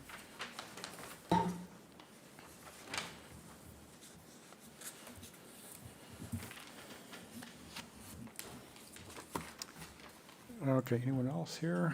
I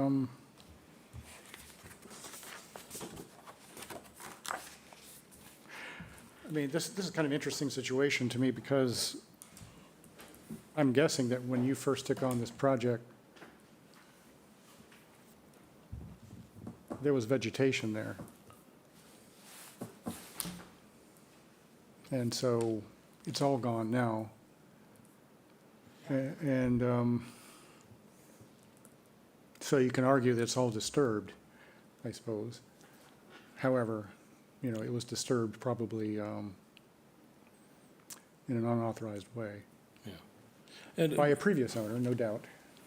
I mean, our point of view was that it's barely a wetland, in that if it was constructed after 1998, by statute, it wouldn't be considered a wetland. But the area is definitely being maintained by the state in that you can see evidence where it gets mucked out. There's a lot of scouring going on from the water that enters the wetland. And there's signs that what's carried into that area contains a lot of silt from the roadway. Although there's wetland vegetation there, the first 50 feet looks like it's heavily invaded with English ivy and honeysuckle. So it acts more like a drainage basin than it does a wetland. True, it does, even though some legitimate wetlands act as a drainage basin as well. So you're arguing that the reason you're not filing under state is, explain to me again, this is not considered a wetland from the state's perspective because? We're conceding that it meets the criteria to be isolated land subject to flooding, Yeah, but there's no buffer zone under the state regs. So you could build up right to it and not have to file under the Wetlands Protection Act. okay. Okay, got it. So it sounds like there's some things you need to talk with your We'll clients take a look about. at moving it back and also confirming the tree count and where they are. Yeah. I think by and large, as Bob says, some of the, not all those trees are great trees, but some of them are great trees. So Understood.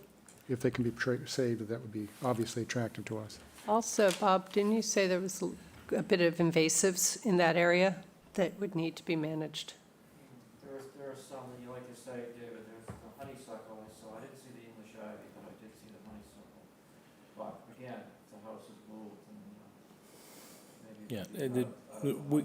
Yeah, we looked at, when Phil was out there, I think he did look at invasive species, and they all seem to be on the state property.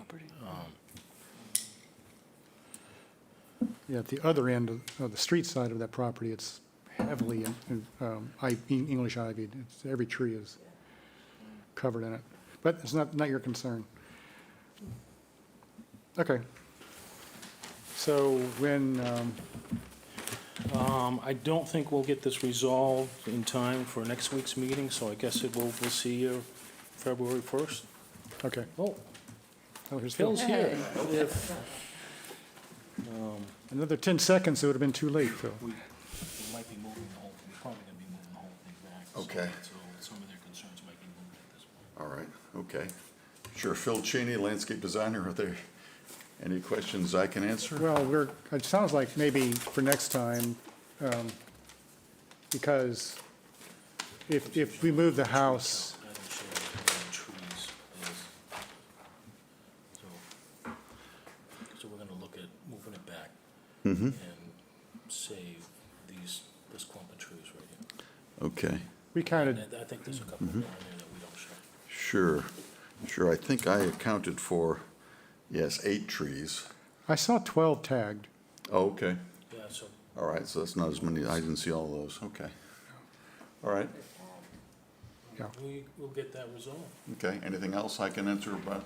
Not for now, I mean, if you do want it moving it back, kind of get a lot of it out of our jurisdiction. You don't have to deal with this. Right, Yeah, The only thing that we were thinking about when you come back is to have a conversation about what, if there's the front of the ornamentals within the outer buffer zone. Yep. Talk about what's going in there. So sounds like those will be outside now, right, But it sure. might not be in there, Yep. so. Sure, and again, on those ornamentals, I was using the quote nativars, the, cultivars of native species, just trying to find that compromise. Okay.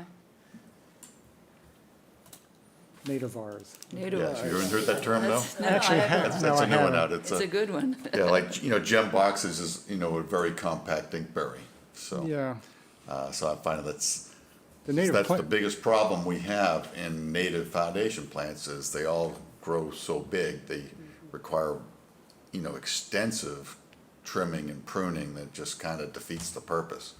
But if you can get one that's okay, it's a cultivar, but it's still an inkberry, to me, that's a great compromise for the foundation plantings. the question is whether it's a great plant for the critters who want to eat it and live on it.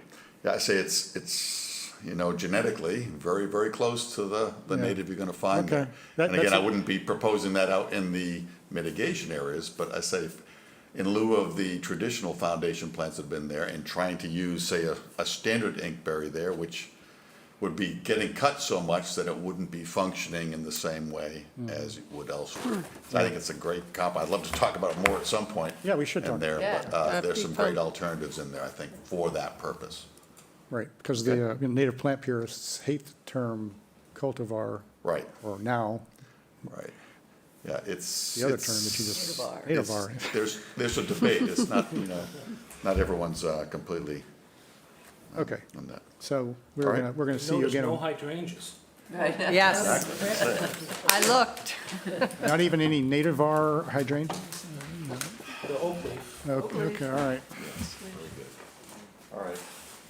Thank you. Thank you. Wait. When are we coming back? Oh, first, right, did we vote? No. No, we did We not. need to vote, okay.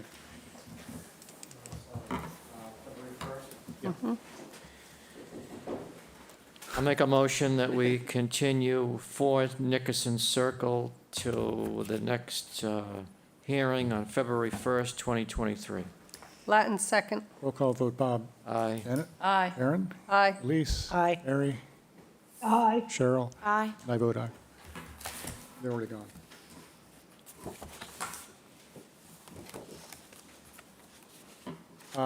Next.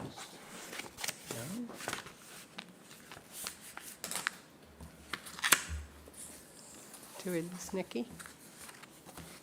There she is. No, I was just pulling the file. The next one is 33 John Gilpin Lane, Ron K. Hay, map 10E, parcel 52HJ-6, SE10 3601, landscaping and path to pond. Uh-oh. Thank you. Revise again. Oh, 1228, that's the one that's That's the one. in the yeah, Dropbox, so- okay. Yes. We I have seen emailed this. it to Nikki last week, but, so that you have something to look at today.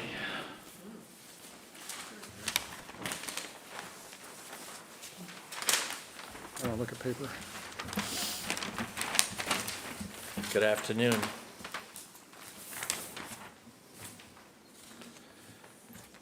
Just to recap the project,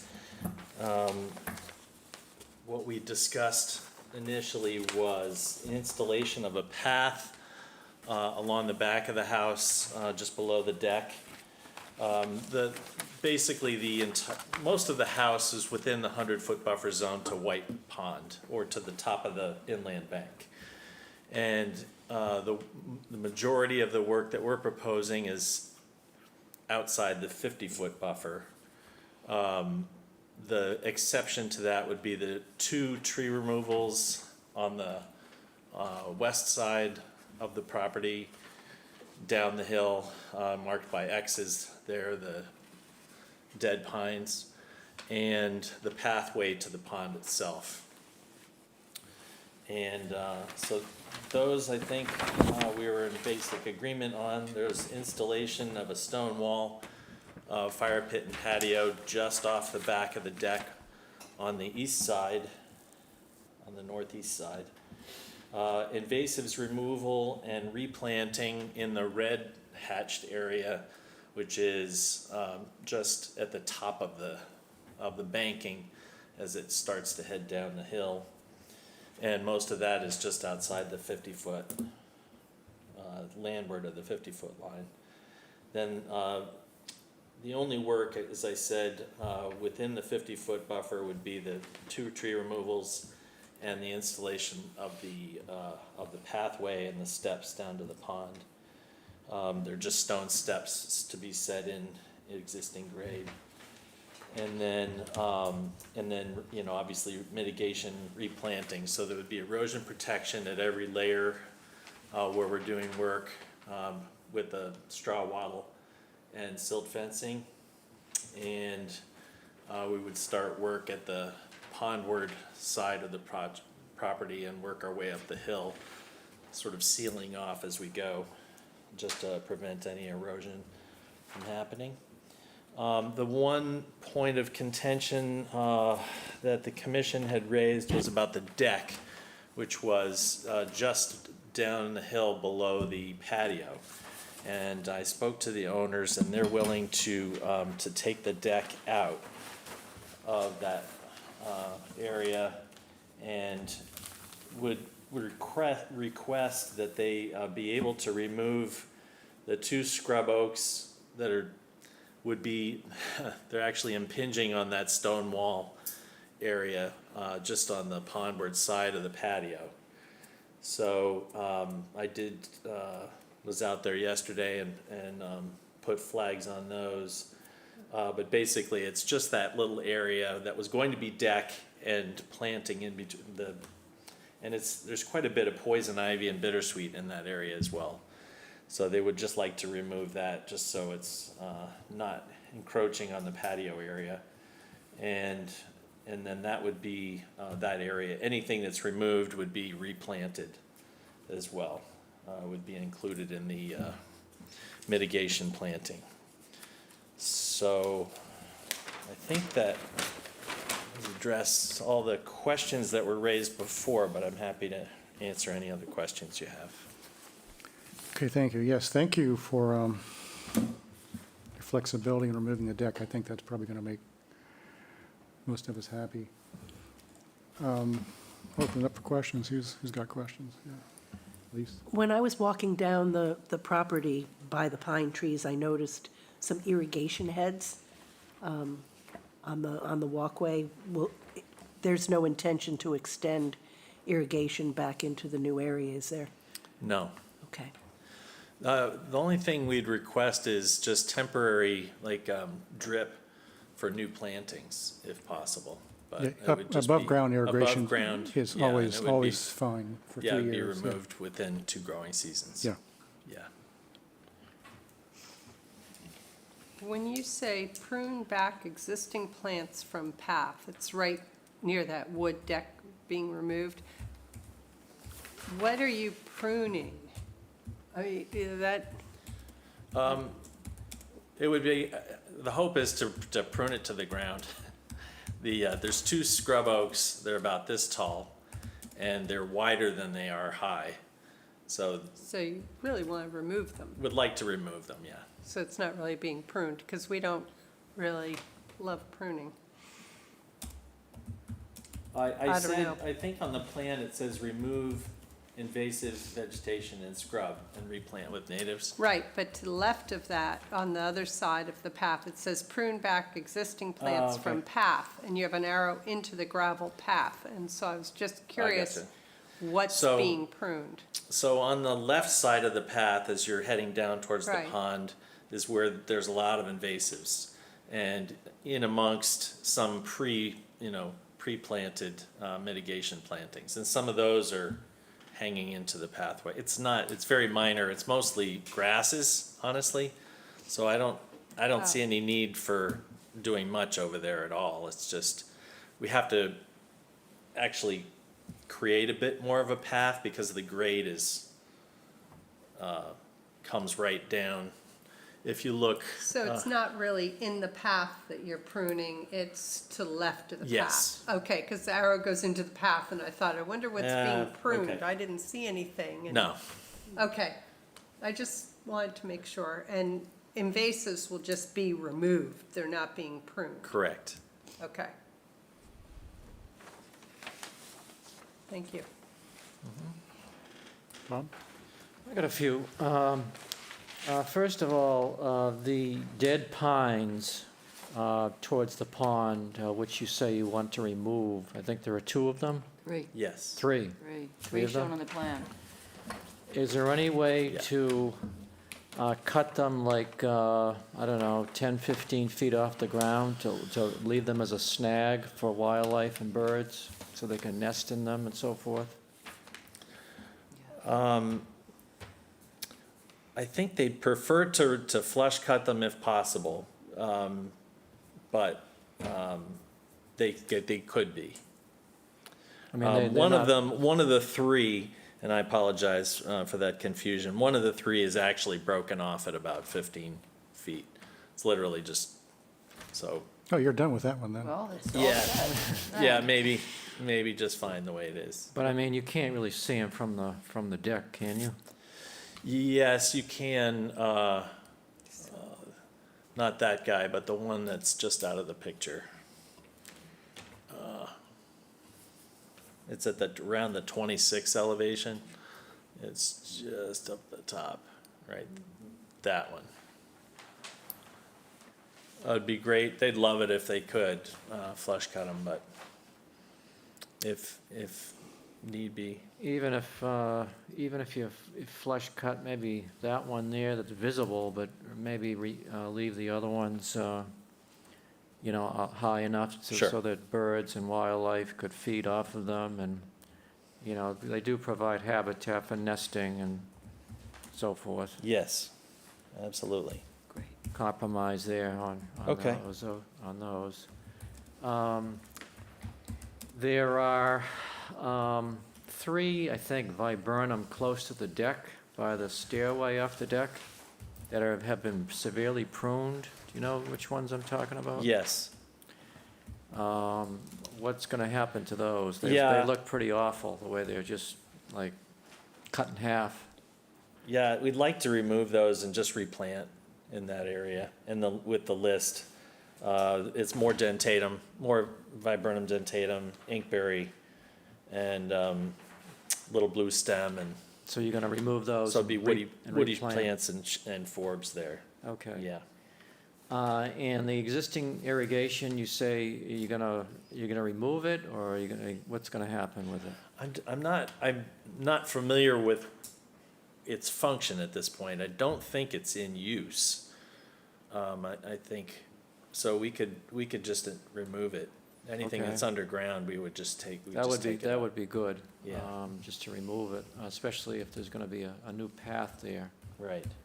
And the stone size, the gravel stone, what size will that be? I think as small as possible. So you're talking about 3/8 stone, or? 3/8 if we can get it. That has a tendency to move. What we do when we install them is use a compactor, a vibrating compactor. And so if we need, half-inch stone has been sort of more readily available for whatever reason. 3/8 has been tough to get. Or use add more bluestone that's crushed.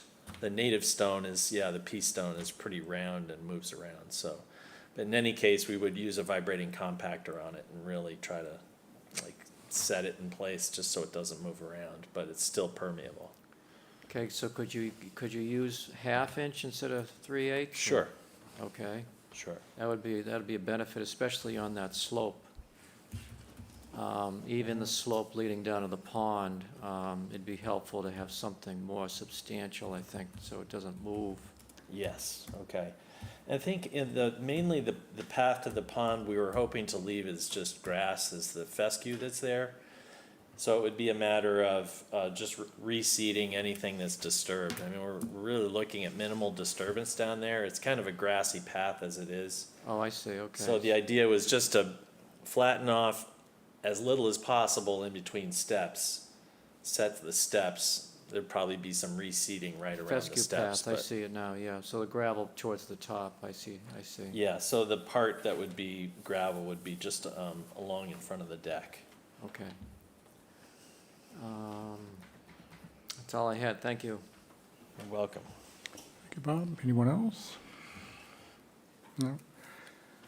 On the plan, where the deck was going to go, you have planting notes for various areas. Where the deck, near where the deck was, there's a note about replanting area 3. Is that, but does that include this new planting area?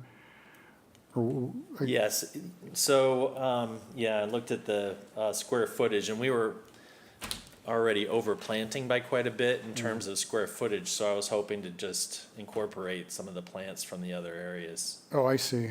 Just kind of So, spread. yeah, area 3 and area 1 close by. I just don't anticipate doing much disturbance at all in that area 1, where the replanting area 1 is. It's right at the top of the screen there. There's not much in the way of invasives there that we can see at the moment.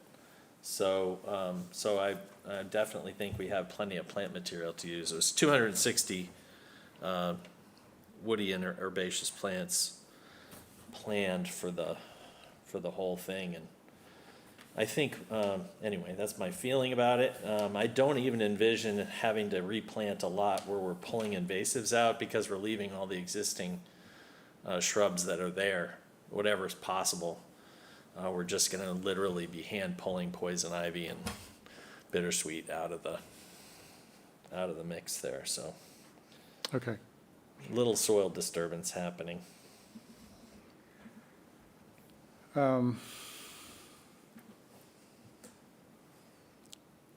Okay, so I think last time we did talk about demarcation. I'm not sure how useful. I can't remember what we concluded about it last time. Did anyone ask about it? Anyone remember? Especially where the straw wattles are downslope of the path behind the house. Okay, marking that, you mean, Yeah. where that's gonna go? If we're considering that to be a mitigation area,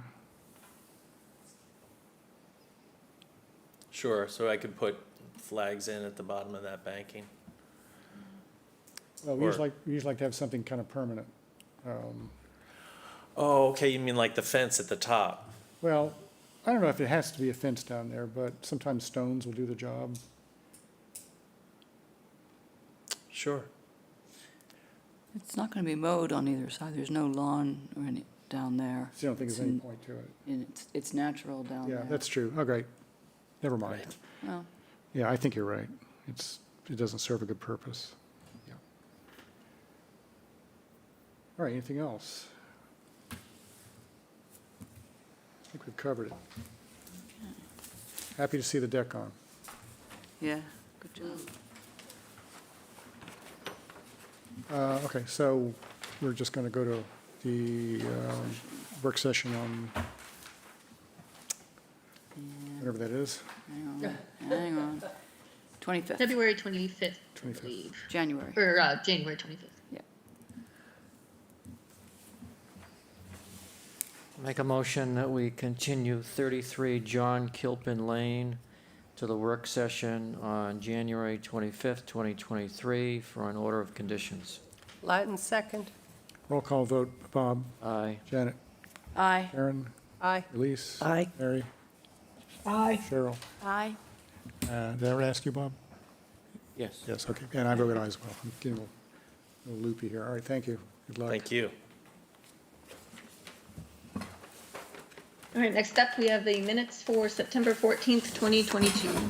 Crystal, your hand's up. Did you have a question or comment? I'm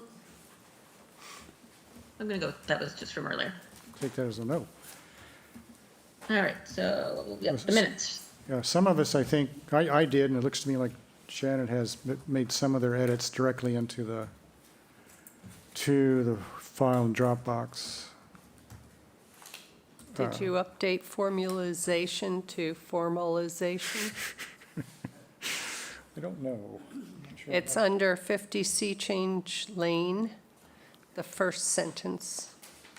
Go ahead and, Wait a minute, let me yeah. find it. yeah, Shannon's going to do it. Agenda, It's on like oh, minutes, the here it is. third page, All right, hang on. 2/3 of the way down. What address? Oh, seat 50. change. It says formalization, and I Yeah. think it's supposed to be Formal. formalization. Well, I took out the part at the top because they took out the view corridor. Right. But you're right, formal. It says they have taken out. That's all I saw. I have a, Go ahead, Bob. I have maybe a correction. On the minutes, the last time we were going to review these, we said that we thought these were the September 28th minutes, not the September 14th minutes. Hang on a second, I can answer that quickly. September 28th, started with 92 Old Field Bend, This is 9.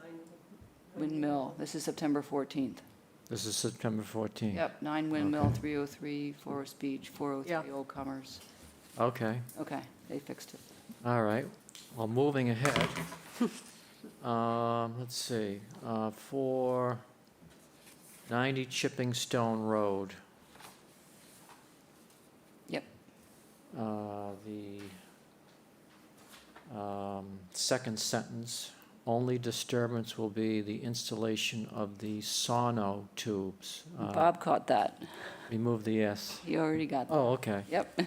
And then 50 Sea Change Lane, the second to last sentence, had added finding that tree topping has been performed in the past and is no longer allowed. Allowed is. You guys think the same. Okay.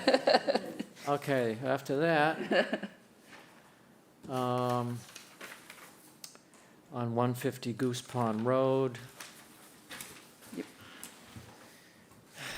Let's see if Bob has this one. Towards the bottom of the paragraph, the wood chip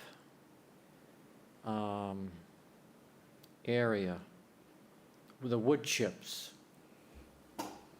The wood chips on the restoration plan. I just took out area. I don't Okay. know. Wood chips are being removed. Yes, not the wood chip area. That's, and then 128 Wood Carver Knoll. The second to last sentence, the vegetable and flower gardens. Not just the vegetable gardens, one is a flower garden. All right. And then on 20 Jericho Lane, about the second paragraph, about halfway in the middle. These oaks will be maintained as shrubs with a height of 6 to 8 feet. There just should be a space between 6 to 8 feet. Got it. And the foot, okay. Yep. That's all. Thanks, Bob. Anyone else? Nope. Nope. Anybody? Okay. Guess we're good to go. I'll make a motion that we approve the minutes for September 14th, 2022. Latin second. Roll call vote, Bob. Aye. Janet? Aye. Karen? Aye. Elise? Aye. Mary? Aye. Cheryl? Oh, okay. You You well, abstain. I abstain. yeah, it doesn't matter that much. And I vote aye, so those are approved. Okay, so any other business, any other new business? I just had one thing. We wanted to schedule a site visit for 299 Cranberry Oh, yeah. Lane or Street or whatever it was. All right. So, yeah, Thad was asking about, when everyone thought they could do that. Does he have a preferred time? We have options. No, yeah, I mean, and the email he sent out was to like 6 other people that might be involved, so I don't think we're ever really gonna get a full group on any date, but no, he did not send any preference. I'm sure Thad's probably pretty much open, but. Well, someone's got to make a proposal here. Let's see. We want to send a survey around like we've done on the. Yeah, we used to, what was it called? What's that? Doodle poll. Doodle poll, yeah, doodle poll. I don't know if have you done doodle polls, Nikki? I've done, I can't remember if it's that one, but I've done something like that, so Yeah, I can send that out. I think I think the town has a subscription to it or something like that. It's pretty effective. You can- It's easy, yeah. But I that don't have should. the file in front of me. Does anyone know when we continued it to? Oh, hang on, I can tell you that. And maybe ask Thad to start with his preferred dates. What is the address? Cranberry. 299 Cranberry. We did, I think we continued it to, I don't have it on the calendar, pretty far out because we needed to do this. That's kind of what I remember, but Yeah. I'm thinking it might be Haven't been the in the first office, one in so. February. Yeah, I think we did it. I know we have February. one that's continued all the way out to February. And I think it was that one. 299 Cranberry. do people maybe want to do it on our week off? It says, or do you it says wanna keep it or- January 11th in my notes. Oh, Oh, Well, shoot. you better get on it. What about tomorrow or Friday? It's probably too fast. I'm open. Tomorrow would be too Well, fast. Friday. I'm open. Yeah, I'm open on Friday, I'm open in the afternoon on Friday. Friday afternoon. So Nikki, do you want to see if Friday afternoon? Yep, I will email everybody and see if Friday afternoon works. Any times, like literally afternoon or, Literally afternoon. Yeah, anytime after 12. okay. And as a backup date, maybe Monday. I happen to have something in the middle of the day, but I'm okay in the morning and later in the afternoon. Let me see what I got. Monday.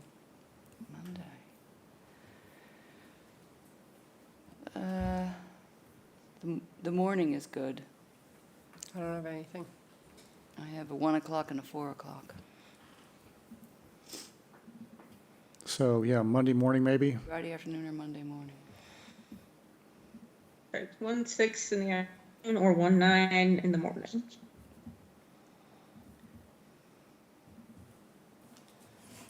I have to be in Hyannis by noon, So before 11? So before 11 then. yeah. Between 9. 10. Being before, because Yeah. it's 10:30 might be tight. Right. I will be in Pittsburgh, so Ah, it's okay, I can miss it. Pittsburgh, okay. Steelers game. Hope it goes better than the then, Bengals. All right, and if Yeah. neither of those work, Nikki, then have him propose something and just doodle poll us, and we can. continue. We'll try to work it out as fast as we can. Okay, sounds good. Yeah. Anything else? That's all I had then. Okay. All right, Latin second. roll call vote. Bob? Aye. Janet? aye. Aaron? Aye. Elise? Aye. Mary? Aye. Cheryl? Aye. And I vote aye as well. All right, very good. Outta here. I sure hope that